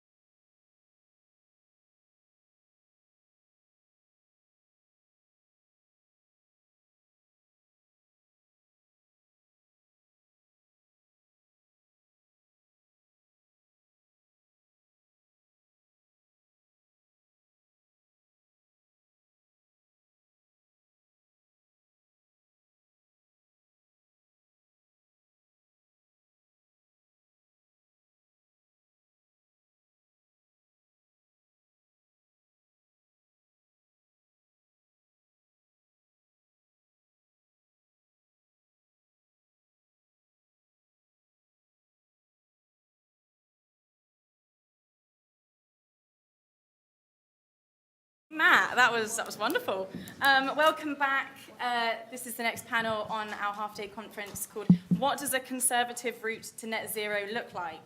Thank you very much for coming back after the tea break. And thank you to our virtual audience as well. Welcome back. So my name is Lindsay Jones. I'm Senior Climate Programme Manager here at SEN. And we've got a fantastic panel with us here today. So before we dive into the panellists, I'm just going to set out what the panel is going to be on. So British Conservatives have taken bold action to tackle climate change, including enshrining net zero by 2050 in law. And hopefully this panel will discuss to what degree the government should be intervening in the economy in order to deliver net zero, and which climate policies best fit with a conservative view of the world. So, panellists, we have got Simon Clarke, MP for Middlesbrough and East Cleveland. We've got Anuka Dada, former number 10 head of Net Zero and Energy and now co-founder of Zeroism. We've got Sebastian Payne, director at Onward. And finally, we have Sam Peacock, director of Corporate Affairs and Strategy at SSE, who are kindly sponsoring this panel. So we're going to start with 3 minutes of introductory remarks, and then we'll go to a Q&A with the audience. Just a reminder for the usual spiel, please use #NetZeroAge and tag @sen_HQ. So first up, we have Simon. Over to you. Super. Well, thank you, Lindsay. And good afternoon, everybody. It's an absolute pleasure to be here talking about what is, in many ways, I think, the most important question that we face, which is the how we deliver net zero in this country. And I think that goes to the heart of whether it will succeed, because we do obviously face two routes that we could go down. We could go down a market-aligned version of net zero, one which works in the consumer interest and in government's interest to make what is a colossally expensive and challenging project as feasible, as quickly deliverable and as cheaply deliverable as possible, or what could be described as the big state version, whereby the government tries to do everything and probably does it rather badly and very slowly, and we lose public support in the process. And this really, for me, is why it's so important that conservative environmentalists are in this debate. The debate about whether or not we're doing net zero, I believe, is largely won. There will always be challenges in that journey, but it is largely, I think, a settled journey. But the mechanisms are all there to fight for. Now, there are some very short-term practical challenges, so I would urge you to make your voices heard in the ongoing consultation, for example, about how we deliver our new commitment to liberating onshore wind, which is a really important breakthrough, and one which I want to pay great tribute to Sen and to Sam Hall as its director for helping to deliver that, because that is a terrific victory and an early example, I think, of the kind of breakthroughs we're going to want to see. But more broadly, it's my view that we need to focus on those enabling mechanisms which will really drive this. So, for example, planning reform. We need to make sure that we can get the infrastructure that's required, the grid capacity that's going to be needed, built out as quickly and as cheaply as possible. That's a good example where the state can be a really positive force to enable private companies to get in there and to deliver the change that we all need to see. At the moment, our planning system is, frankly, not fit for purpose. That has major ramifications for the cost and the timescale of key projects, and we should be acting on that to make sure that we are match fit as a country and that we can capitalise on the opportunities that we know that we have. We also need to avoid, I think, getting drawn into an outright subsidy race, which we can't win, particularly versus the Americans, and that therefore places a double premium on us being a really good and competitive place in which to do business. If you're an energy firm, if you're looking to take forward the next stride, be it in hydrogen, carbon capture, onshore, offshore wind, new nuclear, we need to be on your side. There is, I think, also a role for the state as an enabling partner, and I see this very clearly up on Teesside, where the Teesside Mayoralty is an absolutely key partner in delivering key programmes like Net Zero Teesside, and all the clean technologies I referenced a moment ago are part of that equation, part of that policy mix. We're about making sure that the sites are ready and cleared and available for companies to move in. It's incredibly exciting what is therefore being unlocked, and Ben Houchin, as our Conservative Mayor, is working alongside absolute giants, the likes of BP, Equinor, Shell, to turn what are really world-leading projects into a reality. And that is, I think, a really good demonstration of where the levelling up agenda marries up with the environmental agenda as well. So there's an awful lot more, I think, that we'll tease out during the course of this panel. But I would say get the planning right, avoid getting drawn into a subsidy race, and make sure that wherever possible, local communities and local leaders are working to support the big giants of private commerce who will hopefully actually deliver a lot of this. That's all the things we need to be focused on over the course of the next few years. Brilliant, wonderful. So, Sam, I'm going to come over to you next.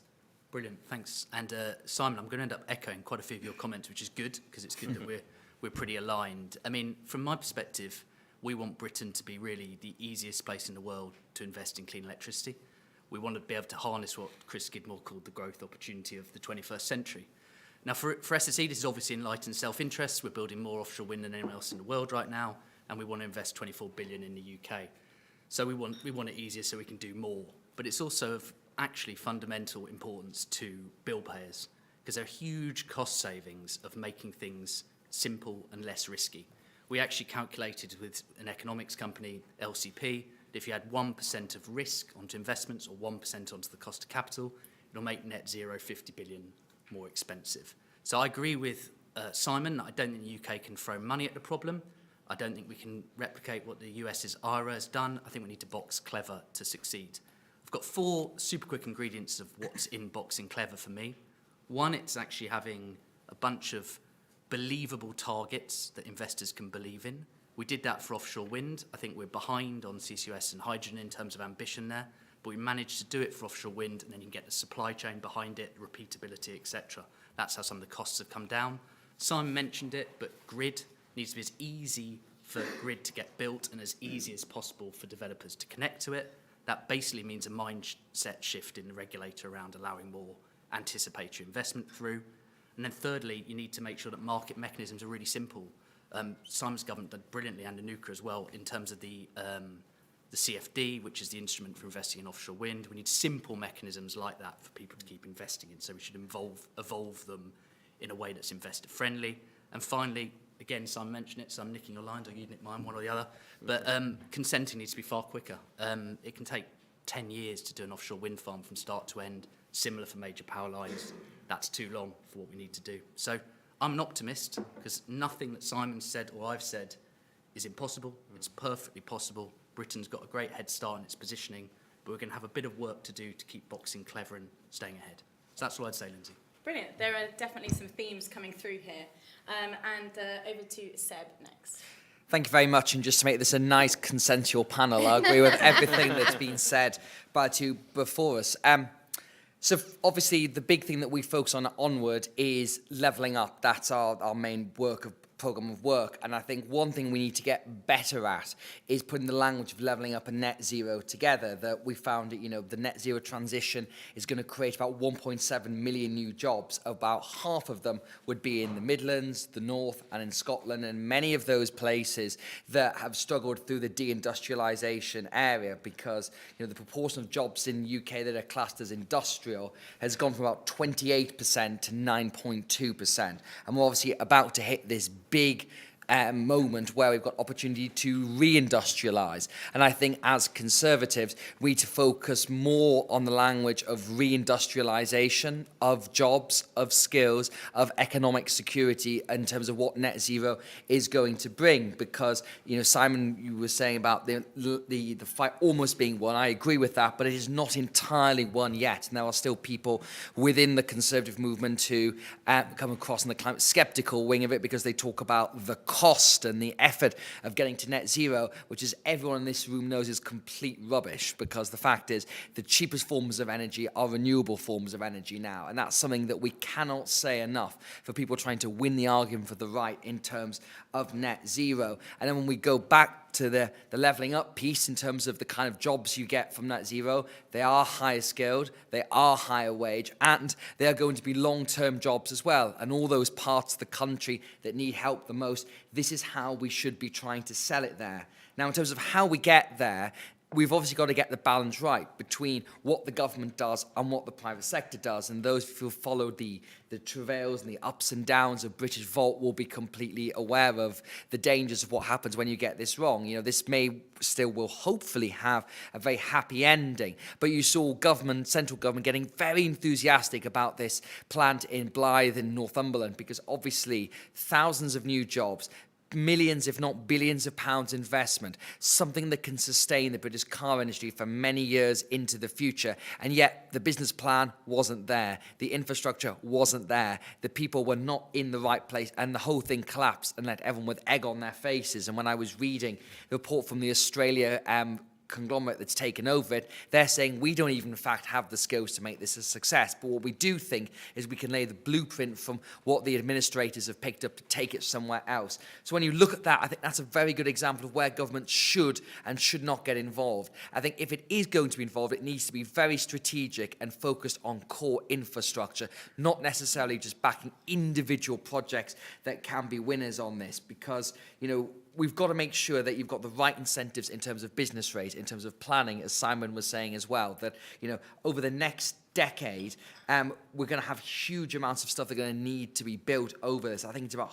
half of green manufacturing floors will have to have their infrastructure built by about 2030. So we need to be getting this right now, and we need to be much better with our planning system right now. And I know people like Simon have campaigned on this, not entirely with success, but the battle is not over, and we'll still continue to be fought in the right way. But I do think there is an area where we need to have the right government incentives to ensure that people are investing in the places that have got the right geographic location, the natural resources and the skills base and the infrastructure on that. The other third thing onward that we are very enthusiastic in about all this, of course, is devolution. And I think you mentioned Ben Houchin in Tees Valley being an example of someone who's really lent into the renewable agenda and trying to encourage investment. The GE plant there is an example of that. Also the carbon capture schemes. But it doesn't necessarily require Metro Maine. You know, one of the most, I always think, was successful examples is what we saw in Hull with the turbine factory, and that was made at the very end of the Labour government by Gordon Brown and Peter Mandelson. Now, that is a huge success, and it can't keep up with the amount of demand that's required for offshore wind turbines. So I think you've got to have strong local leadership who can figure out what particular parts of the country can contribute to the net zero agenda, because as we mentioned in Northumberland, there's a good example of a place that can do battery manufacturing. So you've got the big Nissan plant down in Sunderland. On the Humber, you've got offshore wind. There's going to be different parts in other areas of the country, and I don't necessarily want central government to prescribe X should be doing Y, because you get into very much a planned labour strategy, industrial strategy, and I don't think that's going to work. What you need is local leaders identifying what those areas have, where they can have the skills, and where they can encourage the right business investment. But ultimately, you know, why does net zero matter to Conservatives? It's prosperity we've just been talking about. It's equalising opportunity. It's reindustrialisation. But also it's the language of security that time and time again we're talking about economic security, energy security. Net zero is core to both of those things, and I think the way we talk and think about it has to move in that direction. And we at Onward were delighted to see the new Department of Net Zero and Energy Security brought in under Grant Shapps, that it's better than the ODEC in terms of that it's focused on, you know, the fact that we've had a pretty rubbish energy security policy for the past couple of decades, and someone does really need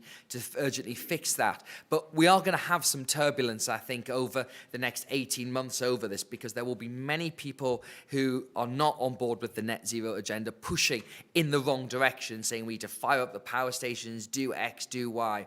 What we've argued at Onward is that we have to be pragmatic in our approach on this. That, you know, when we hit the events at the end of last year, we argued, you know, there is a circumstance where you do need to fire up fossil fuel-fired power stations to get us through this moment. Because if we take an absolutist approach in the short term, we do risk of losing the wider argument. But in the medium term, we can and will be vindicated. I'm very excited to see what will be in the next Conservative manifesto, and I'm sure Onward will be trying to get its ideas in there, as will many other people. But net zero was a core part of 2019. It will definitely be a core part of 2024. And I think the foundations and language are all in the right place. We've got to make sure we know who we're focusing and what the prize is. Gosh, lots there to draw out, hopefully, in the Q&A. But before we move on to that, finally over to Anuka. Thanks. I'll pick up from Seb then, because I think jobs and investment are at the heart of this. And, you know, it is reinvigorating our nation. But I won't kind of labour what Seb just said, because actually I think there's a kind of broader bit which we have, which is first mover advantage, kind of globally. So actually, you know, look at China, for example. They're building out coal power stations, yeah, definitely, but they're also kind of massively building off their offshore wind, electric vehicles, because there's money to be made here, right? There's a global market. And I think we've kind of moved away from this, yeah, but India and China aren't doing anything, so should we? Because we're seeing, like, the US put 375 billion into this. We're seeing China kind of expand.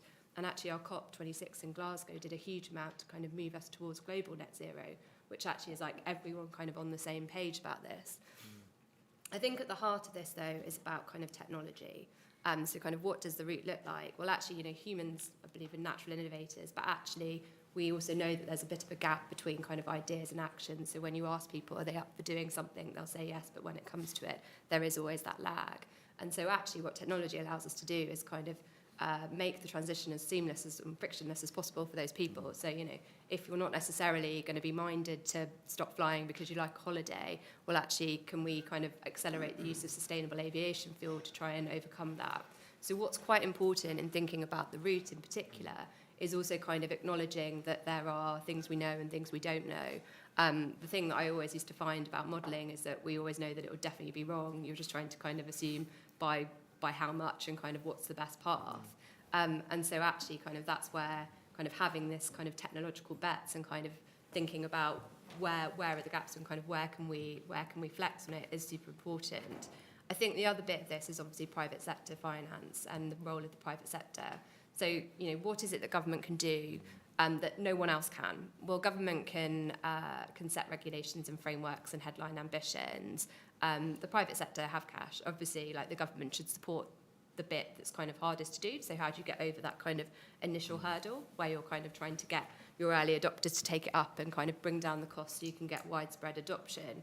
But ultimately, you know, and this, I'm a former Treasury official before I was in number 10 for 5 years. So actually kind of, you know, I know that there are fiscal trade-offs that you're always making. And so actually when you're thinking about where does that kind of marginal pound best get spent, quite often it's, well, if it's cheap enough, you kind of assume economics takes over from that point.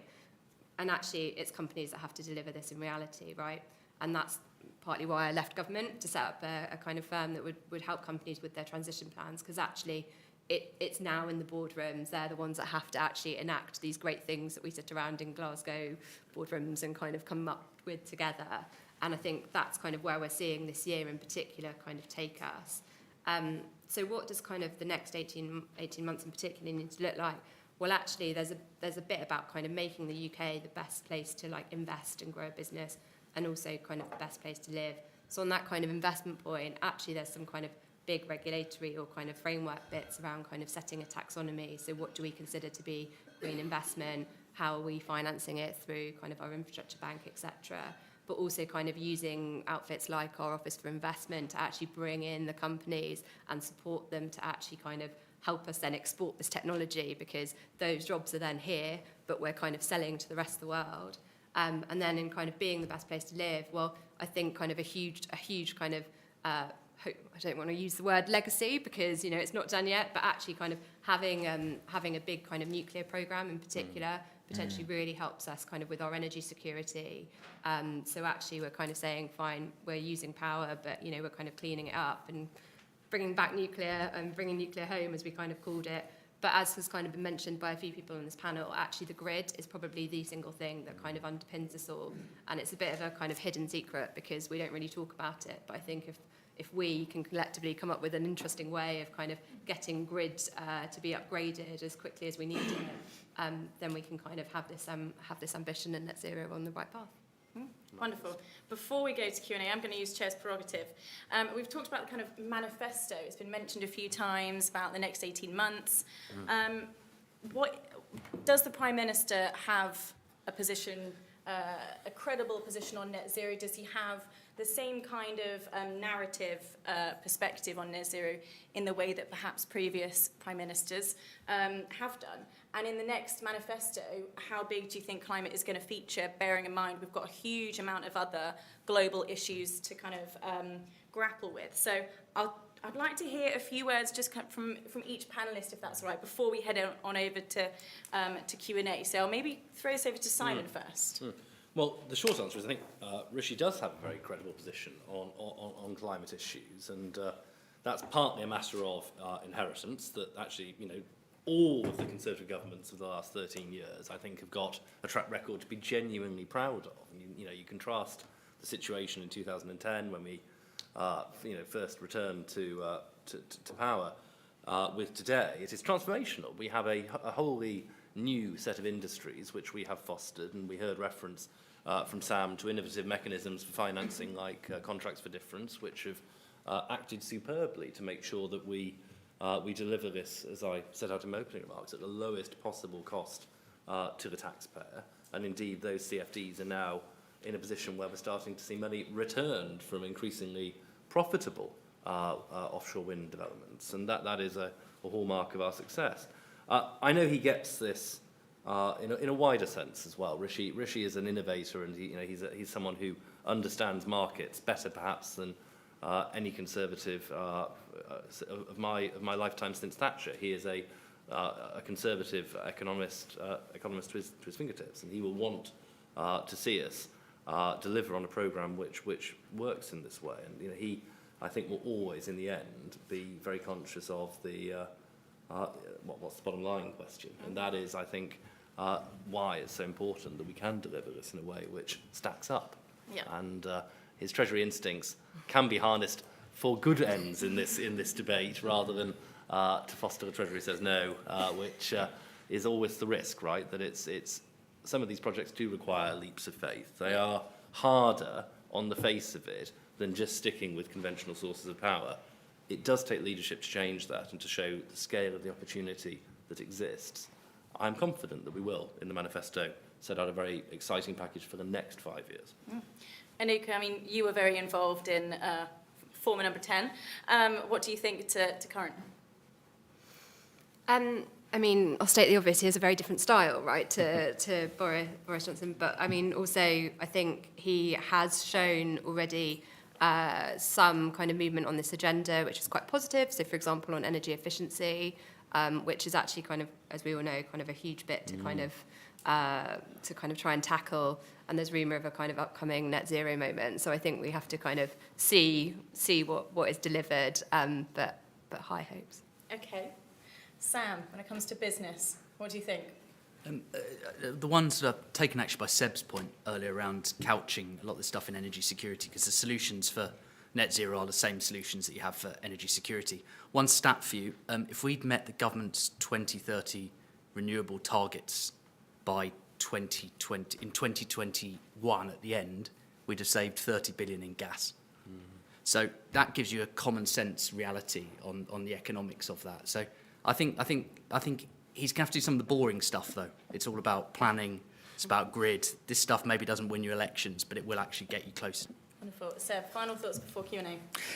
I think, obviously, Rishi Sunak is very much grounded in detail and reality as a person who sort of does these things. So I think whereas some other prime ministers enjoy soaring rhetoric and big ideals and visions, that's not Rishi Sunak's way that he governs things. So I think his language will be much more tempered than I think you will have seen in the past about this. But I don't think that's just the ambition is at all, because ultimately Rishi Sunak was Chancellor for sort of 3 years or so. And as you said, the numbers speak to where it is, where the net zero debate is. And I think that is the most single powerful thing. But as I talked about before, I think when you look about trying to add some meat to levelling up, when it actually looks like there is nothing more tangible than what you are seeing across many different parts of the country in terms of factories, in terms of jobs, in terms of skills. Like, they are really good, tangible things. And I think at a time when the Conservative Party is looking for some more of those things at the next election, there's pretty much nothing out there as good as net zero to try and do that. I think in terms of the kind of overall goals, you are right in a way, Simon, is, we know where we're going. We know what we need to do. We know roughly how to get there. It is just a case of doing it now and making sure we can deliver on it. And that's quite difficult when you come towards a manifesto, because manifestos are trying to give you a framework for what you can sell to voters, but then govern on the other side of that. So I think ultimately, I can imagine there will be some interesting new stuff. You know, for example, one area we're going to be exploring at Onward is community benefit and how that could work, because there is going to be a huge amount of infrastructure that's required, and that will hit upon planning issues. There's no doubt about it. If you go to certain Tory MPs and say you're going to have 50 massive new pylons built in your constituency, you can imagine how many of them are going to reflect that. So when we are looking at this national ambition for net zero, we've got to make sure that A, Conservative MPs are on the journey with it. And as I said, I think overwhelmingly they are.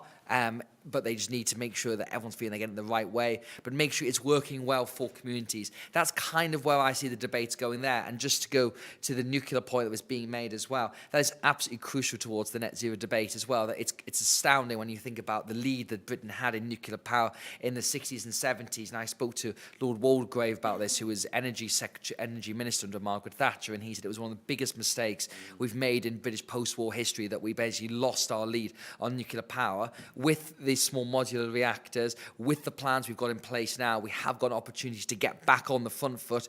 Once again, that is going to take some level of trust, particularly from the Treasury, to put money into these projects. But I don't see how we get to net zero without making massive progress on that. So I think, you know, it was the dying days of his government. Tony Blair pledged 10 new nuclear power stations.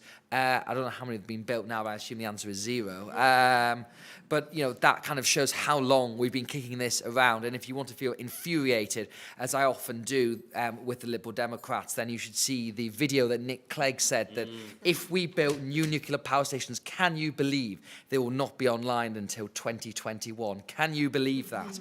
And that was in 2010. So what I don't want to see is any more of those videos happening again from ministers at the moment, instead in 10 years' time, actually have the damn things built. Here, here.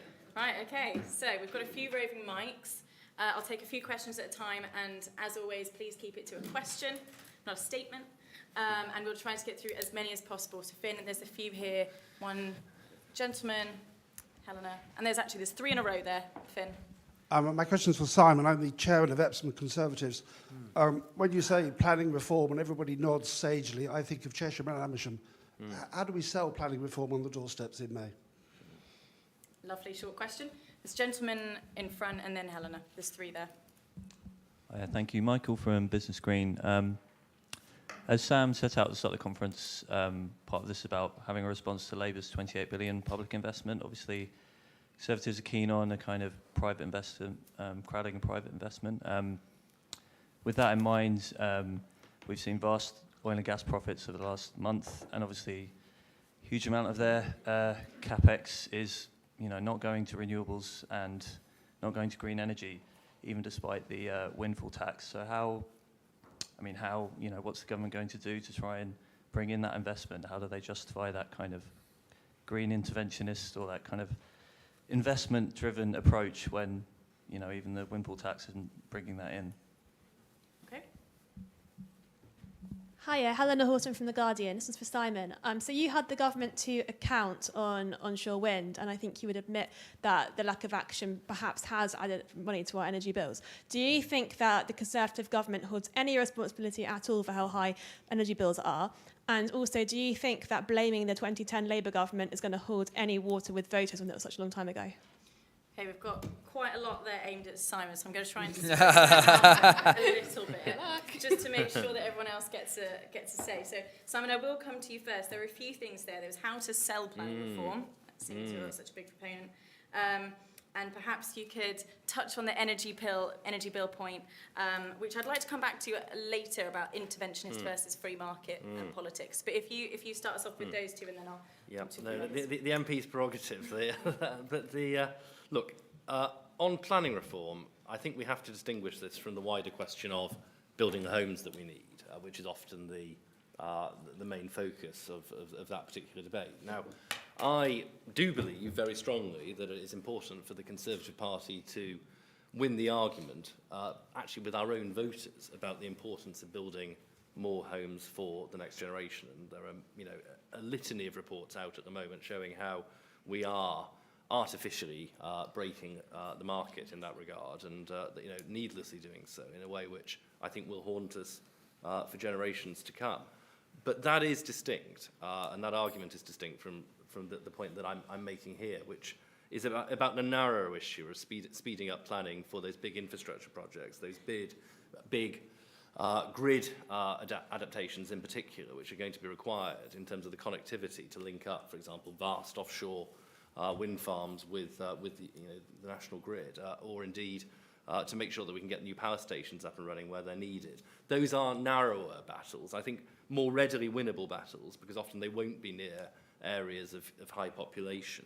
And I do think that we just need to underscore to people who will undoubtedly suffer disbenefit that there are compensating benefits, which is why I think community benefit, which we touched on a moment ago, is a really important dynamic for think tanks like Onward to be fleshing out, because we do want to be making sure that if you are one of the people who has their sight lines damaged by new technology, that there is something in it for you. And I think that's a big part of the way to win the argument on onshore wind. Very fleeting on oil and gas profits. I mean, I think the critical thing on that is we're still going to need oil and gas as a transition fuel. Sorry, I was speaking to Business Green first, sorry, and then I'll... I think on that point, we just need to be realistic that we have still got 30 years to hit our net zero targets, and there is no conceivable route where we don't need oil and gas. That sector does already pay double the main rate of corporation tax, and we are imposing windfall tax. We have to be very careful not to jeopardise the additional investment that we are going to need to see from them over the next 30 years.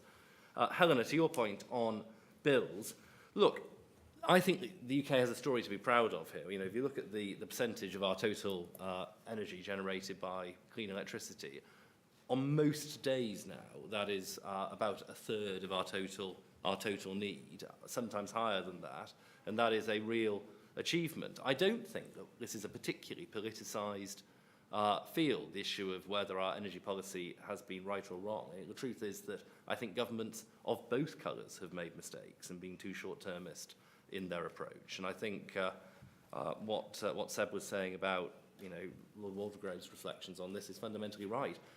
Neither party built the energy infrastructure that we really needed during the 1990s and 2000s, and that is a collective failure, which not only means that we're facing more costs now, but it has also, I'm afraid, increased the damaging consequences of what Putin's done and how hard we found it to divest ourselves of Russian oil and gas. We've heard how important private investment is. Sam, I wonder if you could touch on the point about crowding in private investment and the kind of tax framework around that we've seen. Just one comment, really, and I won't build on what I said earlier, because it's not very interesting to repeat itself, but the oil and gas profits are exponentially bigger than what you've seen in renewables, yet bizarrely for there's a kind of investment allowances opt-out almost to some extent in oil and gas, which you're not seeing in the renewables tax, which I think is odd and actually gives the wrong kind of signals to people, I think, in this country. Just from a SSE's perspective, no problem paying taxes at all, actually. We ought to be contributing more and more to society for some of the things we've all been talking about, but we do need them to be fair across different technologies. Mm-hmm. I suppose a little bit on planning reform, Anuka. You've been in the heart of government, and you've seen how all of this stuff is developed. There's a difference between developing it in government and then selling it out on the doorstep to your constituents or ward members. How do you think that sometimes translates between either planning reform or Treasury, net zero? How does that work? I think the community benefits piece is the kind of bit to come back on that, really, and it's something we built into the British Energy Security Strategy as well, because we see companies like Octopus, for example, who are already trialling this. So if you live near an onshore wind turbine, I think it's when it's generating, you pay half the cost as you would do otherwise. So it's like, you can see the material difference, and I think that's something that we need to increasingly do. I think there's just on a couple of other points, the thing that's also really clear to me is that we need to try and ensure that we're bringing out the tangible kind of outcomes for people. And so, someone mentioned the kind of Labour 28 billion, great, and like big numbers are always great, and you're always in the market to try and find them, but on the doorstep. People want to know, well, what does this mean for kind of my area and my life? And I think that translation is what's going to be really, really important, which again is where something like community benefits has a real kind of direct impact. And then the final point I'd just make is that actually, just because we should always bring it back to leveraging private sector finance, it turns out on a SEN panel, but actually this point about leveraging private sector finance actually does help kind of, so what we as government have done is, certainly under my time, we invested 30 billion of public finances in to leverage 100 billion of private finance, and it's that kind of like, that kind of multiplier that I think is quite important. So we can argue how much that state figure should be, but I think it's that multiplier that's actually the thing to discuss. Mm-hmm. And finally, from that kind of that round of questions, Seb, I wonder if you could touch on the kind of energy bill point. And that we've seen government policy is to help out bill payers with a lot of money, essentially. Does that fit with a Conservative view? Well, I mean, conservatism above all else is pragmatism to the situations that you find yourself in. I mean, there's very few Conservatives who get out of bed in the morning about piling direct subsidies into the private sector. I mean, I don't know if you do, Simon, but I doubt it somehow.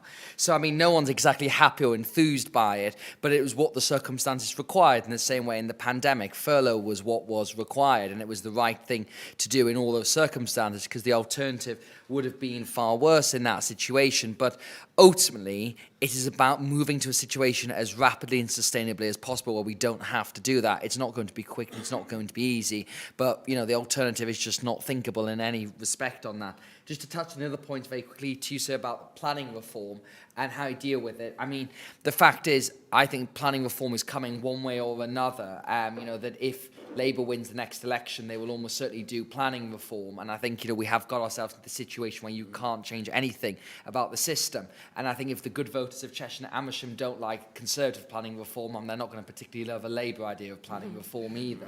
So I think that's the kind of situation we have got ourselves into. It's not about just concreting over our green and pleasant land, but it's about finding a way that works better for where we need it. And to go back to the research we've done at Onward, in terms of where the infrastructure is going to be required, it is places that want more building, that want more jobs, that want more infrastructure. So going back to Tees Valley, if you look at what's happening in Teesport there, they're actively welcoming, want to build more much quicker, and would welcome having liberalised planning reforms.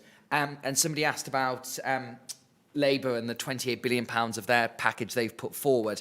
I think one thing you often get in the net zero debate is these big, huge figures that either can make some people very excited but scare off other people as well. And I mean, that £28 billion figure, I can't for life of me imagine that will be a part of the Conservatives' next general election campaign, to ask where that money's coming from, where exactly is it going to be spent, and how useful it's going to be. So I think this comes back to my original thing about language, about how we do this. When we're talking about the opportunities of net zero, we want to be as ambitious as possible. When we're talking about how we get there, we need to be grounded in reality of the technology we have and the opportunities we have at this particular moment.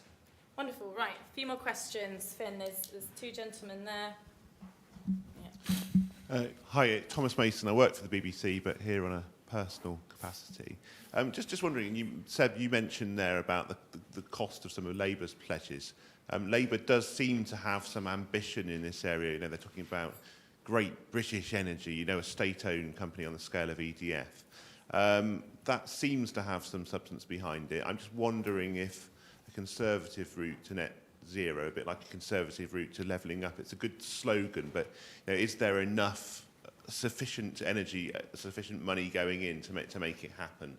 Otherwise, we say, oh well, Rishi's being good on efficiency and insulation or something. But it does, and there are of course all these things about connecting stuff up. But you do need a real push on this. And does a Conservative route have the big vision as well as some of those incremental improvements? Mm-hmm. There's a gentleman just behind you.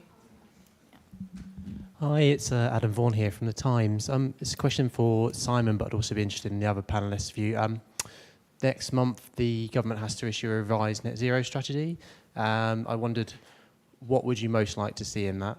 And related to the other gentleman's question, on zero carbon electricity, the Conservatives are being outbid by Labour, promising zero carbon by 2030 rather than 25. Does that worry you? And what's your answer to that? We'll take one more, Finn. Pick one that's nearby. Oh, yeah, Brendan, yeah. Hi, I'm Brendan from SSC. I work for Sam, so I'm definitely not going to put him on the spot. So my question is for Simon and Anuka, sort of respective former Treasury Minister and Treasury official. So in addition to our sort of significant offshore wind pipeline, we're also looking to develop, and something we need from the Treasury is a bit more ambition and initial support to help sort of get further investment so we can sort of get spades in the ground. So it was just to get your perspective on how do we win that argument to overcome that challenge that you've both sort of already referenced, the sort of the Treasury says no, which we've heard energy ministers past and present sort of talk about. Mm-hmm. Okay, if we could start with perhaps Anuka on that one, then we'll come back down the line to answer some of those questions. Certainly. So this should be a bingo game because I think part of it is actually private finance.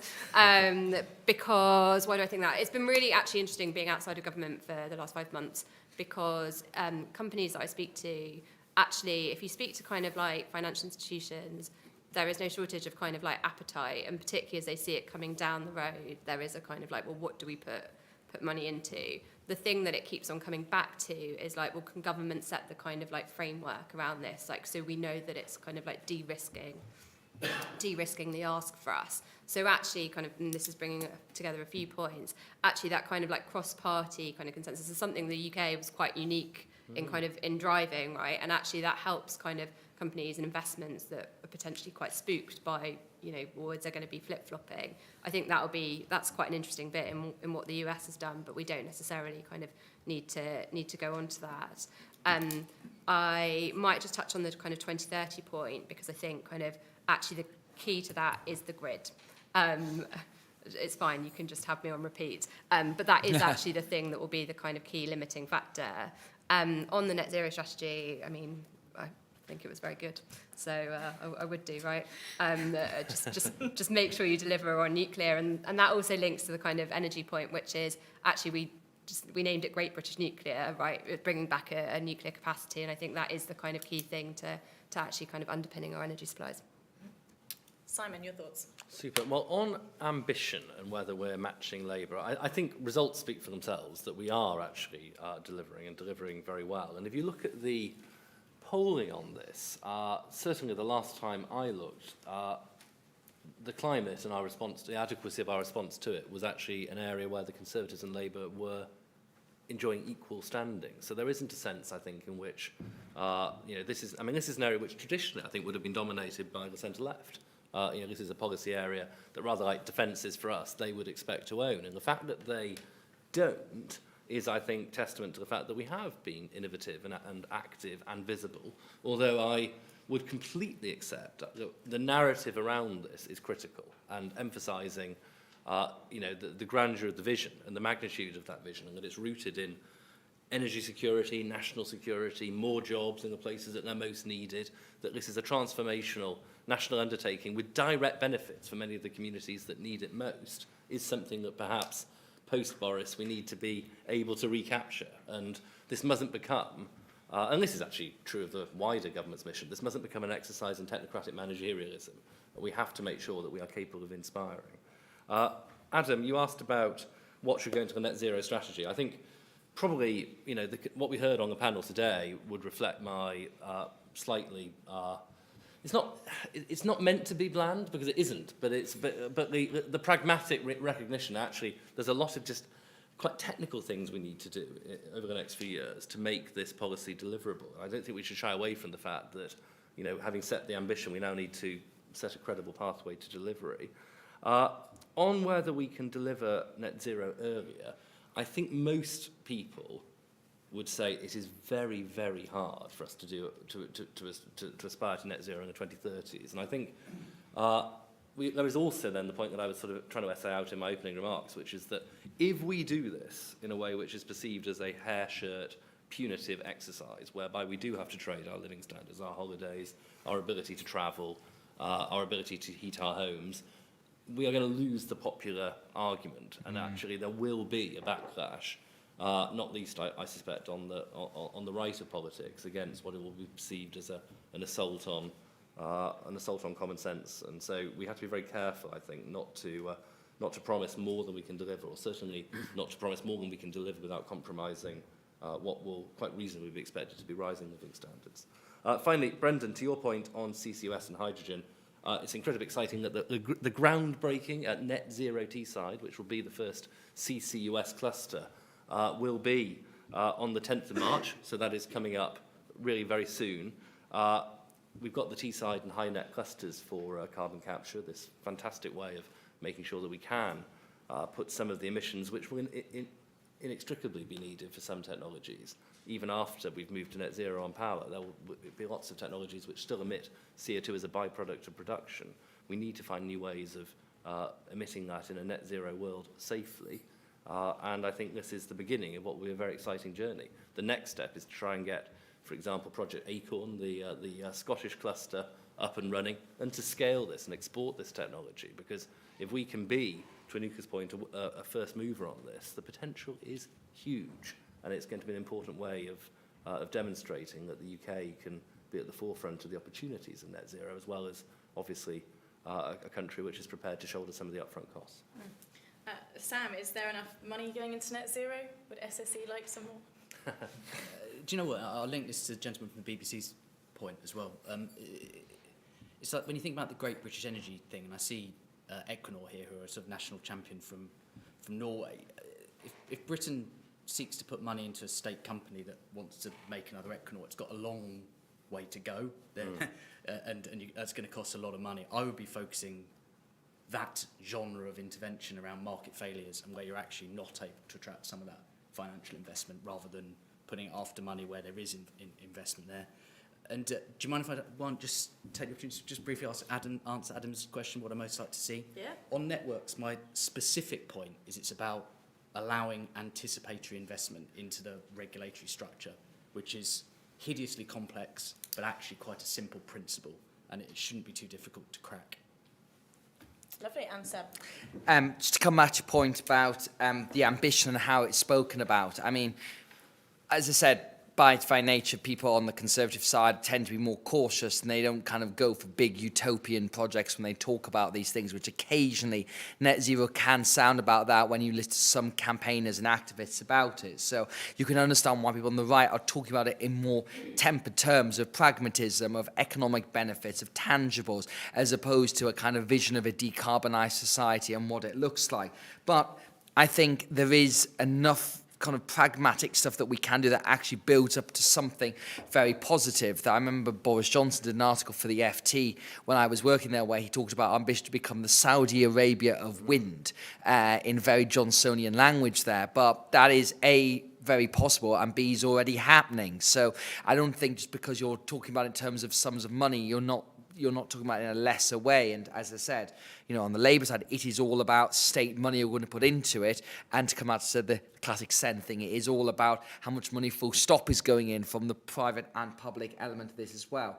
There's one thing I just wanted to touch on that we haven't come across yet already, and that is our nimbleness as a country, that we do have the first move advantage that was being talked about earlier because of our size and because we're already doing relatively well compared to some other Western nations in terms of getting to net zero. We do need to strike the right balance here. I think there are things we can push ahead with faster than other countries. If you take carbon capture and hydrogen, for example, those are both things that are very frequently cited as somewhere the UK could go faster and better. But, for example, trying to kickstart the carbon industry, we had two competitions. One was in 2011 and one was in 2016. They were both scrapped because they didn't really get anywhere and didn't do anything. And, obviously that's not a reason to stop trying to do it, but it is an indicative lesson about how we look and try and appeal towards these sorts of things. And I think there's a hydrogen review at the moment. Have I made that up? No, there's probably another one. But, we want to make sure that we are being as dynamic as we can, and we're speaking a day dominated by Brexit, and as we're hopefully moving on from the backwards and forwards of the 2019 Brexit wars, and we look towards the future, net zero is definitely somewhere where we can take our regulatory advantage to be nimble where it makes sense, and that's kind of what I would like to see more of from government on this. And obviously this is stuff that we look at onward, but also other policymakers as well. Right, I think we've got time for another round of a few questions. Finn, pick a few people. Hi, thank you. I'm very much enjoying today, and you've fulfilled my purpose on coming, which was how do I help convince North Yorkshire County Council to really drive this, drive net zero even harder than we already do. I'm afraid I'm going to sort of resort to a little bit of low tech here. The most efficient carbon capture technology we have in this country is actually a tree. Well, actually, it's a peat bog. Peat bogs actually absorb more CO2 than anything else. About a third, or just under a third, of our emissions come from farming. Farming is 70% of the UK land. If you like modern, it's 19 million hectares. If you like old, that's 47 million acres. This is a real asset we have, and we're not doing any. The debate has not gone there today, and I feel that it should. One reason for that was I was listening to a debate on the radio yesterday where scientists were saying we'll decarbonise our energy systems by 2040, and he was talking globally, not just in the UK. But he said the stronger challenges will be farming and it will be transport. So I'd like to just sort of edge the debate into other areas, which is effectively is probably 2/3 of our carbon emissions. Thank you, panel. Lovely. Right. Hands. Yep. There you go. Thanks. Nathan Bennett from Renewable UK. I've got a question for Seb specifically. So I know the Conservative MPs are definitely convinced of the Conservative route for net zero. The voters certainly are. But it seems like the editors of Conservative leading press are less convinced. Is that a fair characterisation? And if so, how do we address it? Or am I kind of looking at them commissioning controversialist pieces for the benefits of pluralism of debate as something more sceptical than it is? That's quite a good one. Yeah, I'd like to ask about smart meters. I know there's been a rollout, but it's a little behind in the schedule, and I think it's an important part of the whole net zero strategy in terms of providing opportunities for people to provide flexibility resources, perhaps make a little money on peer-to-peer trading. So I'd like to know about, what you think about regulation for that to enable that to happen. Wonderful. Okay, so we'll try to get through those. So I think the first one we had about a little bit about nature-based solutions and climate action, farming emissions and transport. We had what's the media doing about climate change, and then smart meters and having control over your own energy. Right, Seb, should we go to you first? Because that was quite an obvious one. One for you.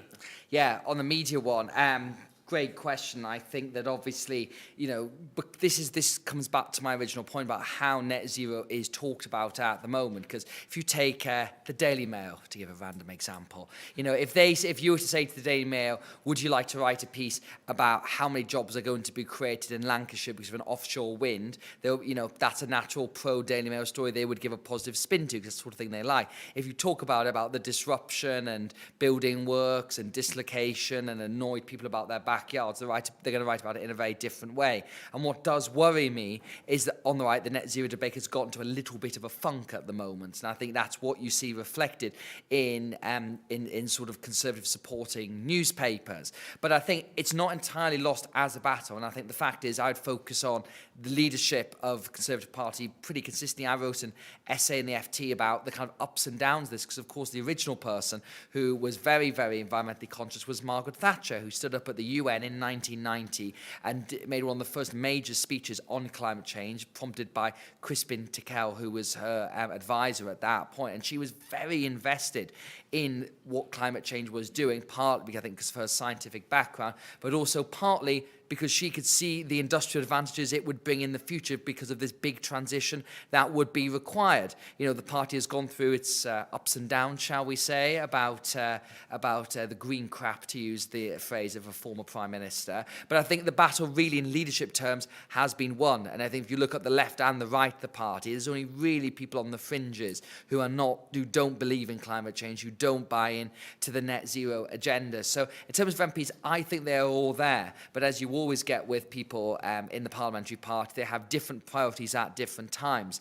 And this is why I think the rhetoric point is so crucial, because people are of course worried about the cost of living. They're of course worried about petrol prices and all that sort of thing. And too often net zero can be seen as a nice thing to have, a bit of icing on the cake, whereas it's not. It's absolutely germane to levelling up, to our economic future, to getting towards energy security and hopefully ultimately energy independence, so we become a net exporter in the future. That's the prize that renewables and nuclear can actually give to us at that point. So I'm confident that MPs are fully behind it, but I think in terms of the wider message, this is something everyone on the right needs to have to think about to win the arguments, so you don't get that kind of constant naysayism that does exist, I have to say, in some quarters.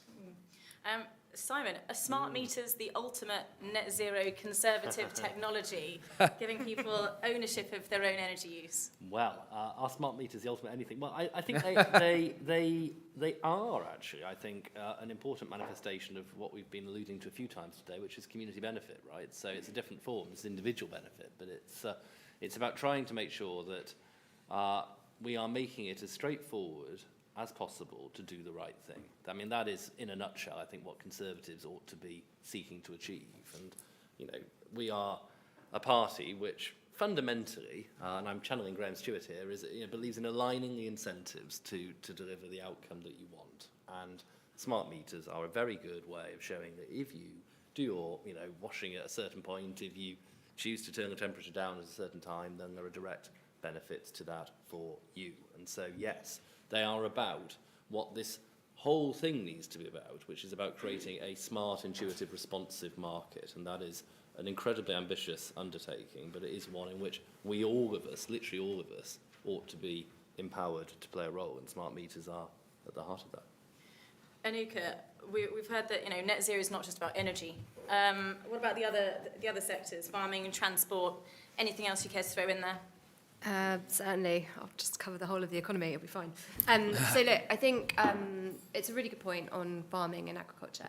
And actually, one of the things that I was always really struck by was how forward-leaning the NFU are in particular on net zero. So kind of clearly the sector, as a representative of it, kind of gets it. The thing that I think is really interesting for us is agri-tech and the role that that kind of plays in this, because, again, it's about kind of how do we do more with what we've got. The key there is kind of bringing down the upfront cost of buying some of that and kind of how we utilise it, as well as kind of obviously using kind of the environmental land management scheme as well to try and get people to work together across boundaries, etc. So I think kind of tricky, but kind of some of the solutions are there and being picked up now.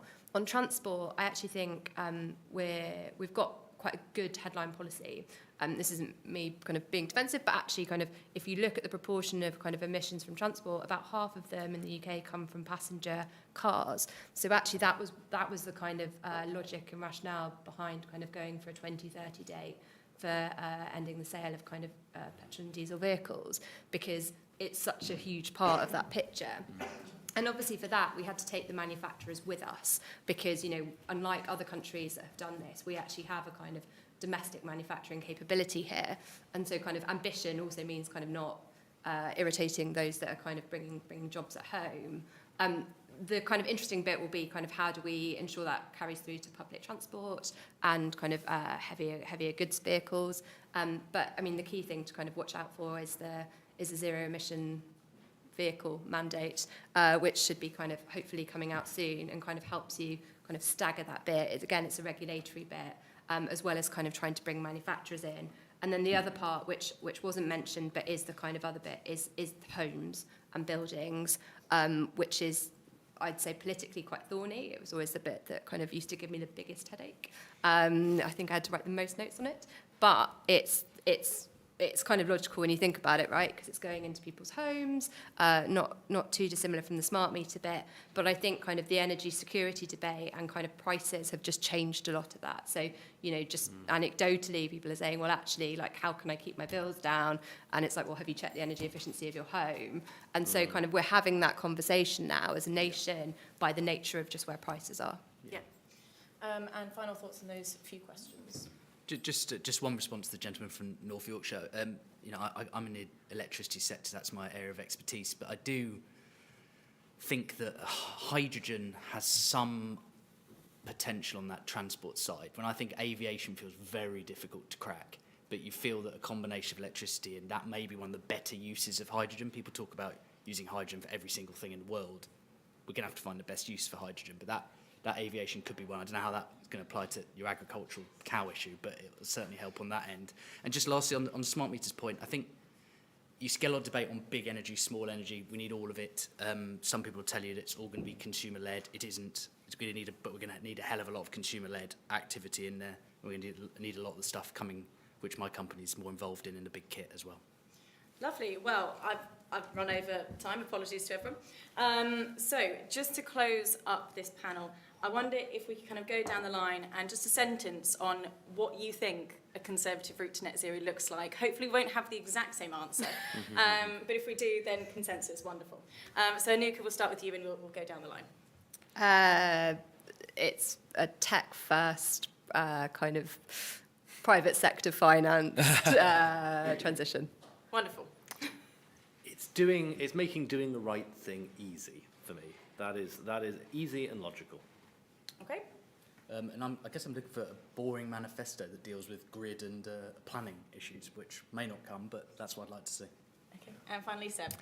Making people's lives easier, more prosperous through technology and pragmatism. Wonderful. Well, there you go. You've got the answer. So I'd like to thank our panellists again. We're going to have a few short closing remarks from Sam, and then please stick around because we've got the pub. So thank you very much.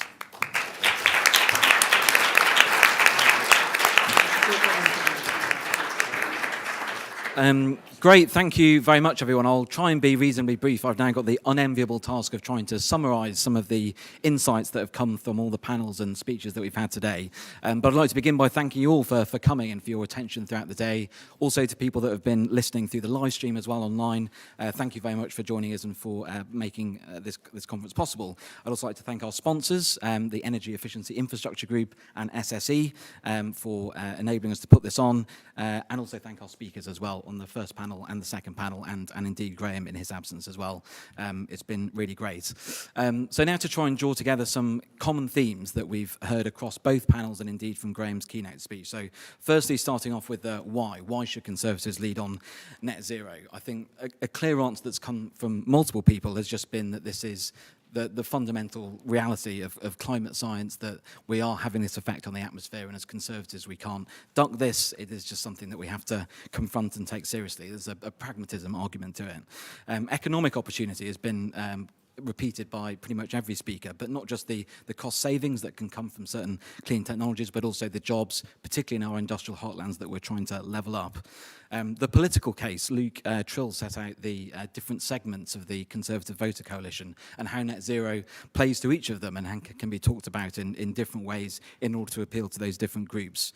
And then energy security as well, and national security, the fact that the solutions that we will need for net zero are ultimately the same ones that we will need to make ourselves more energy independent, more energy sovereign.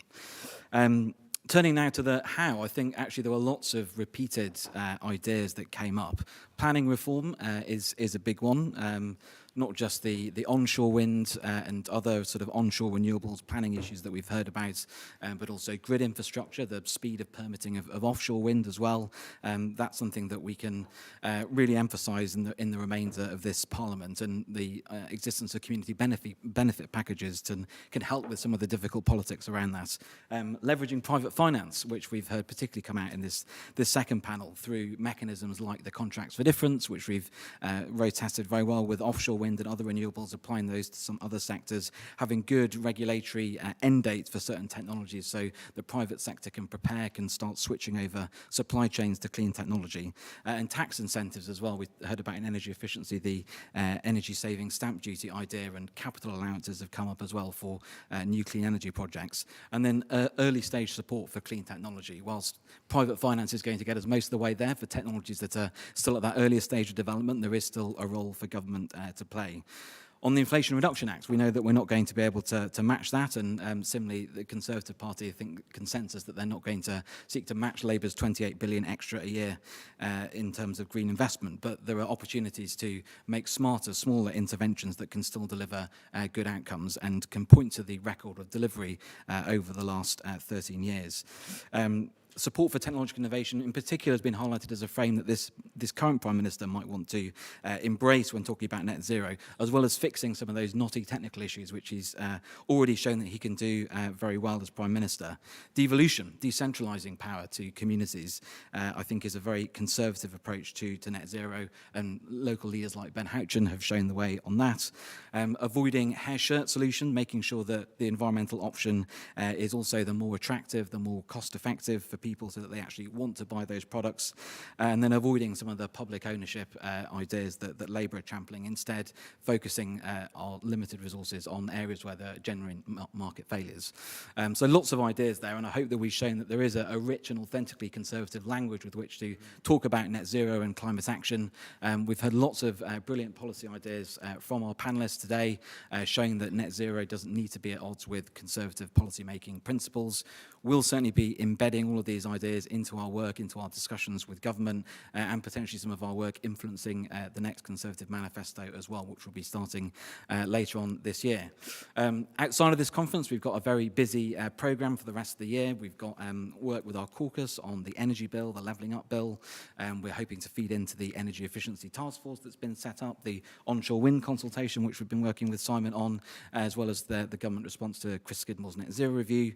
We're very focused as well on our councillor network heading into the May elections. We've got some pledges that we are asking councillors to sign, and giving them advice on how they can campaign on the environment, as well as lots of case studies and briefings of the excellent work that's happening by Conservative councillors across the country. And then at party conference as well, we'll be very busy in hosting our normal 3 days full of fringe meetings, so please come along to those, or indeed if you're a corporate, speak to us about potentially partnering on an event. So I'll leave it there in terms of my summing up.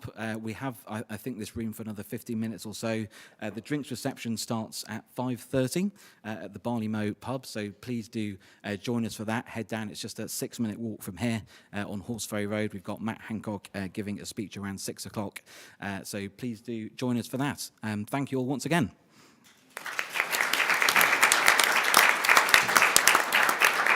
Lovely to see you, and good luck with your new project. Well, no. Looking at doing an energy. There's quite a lot going on, must be said.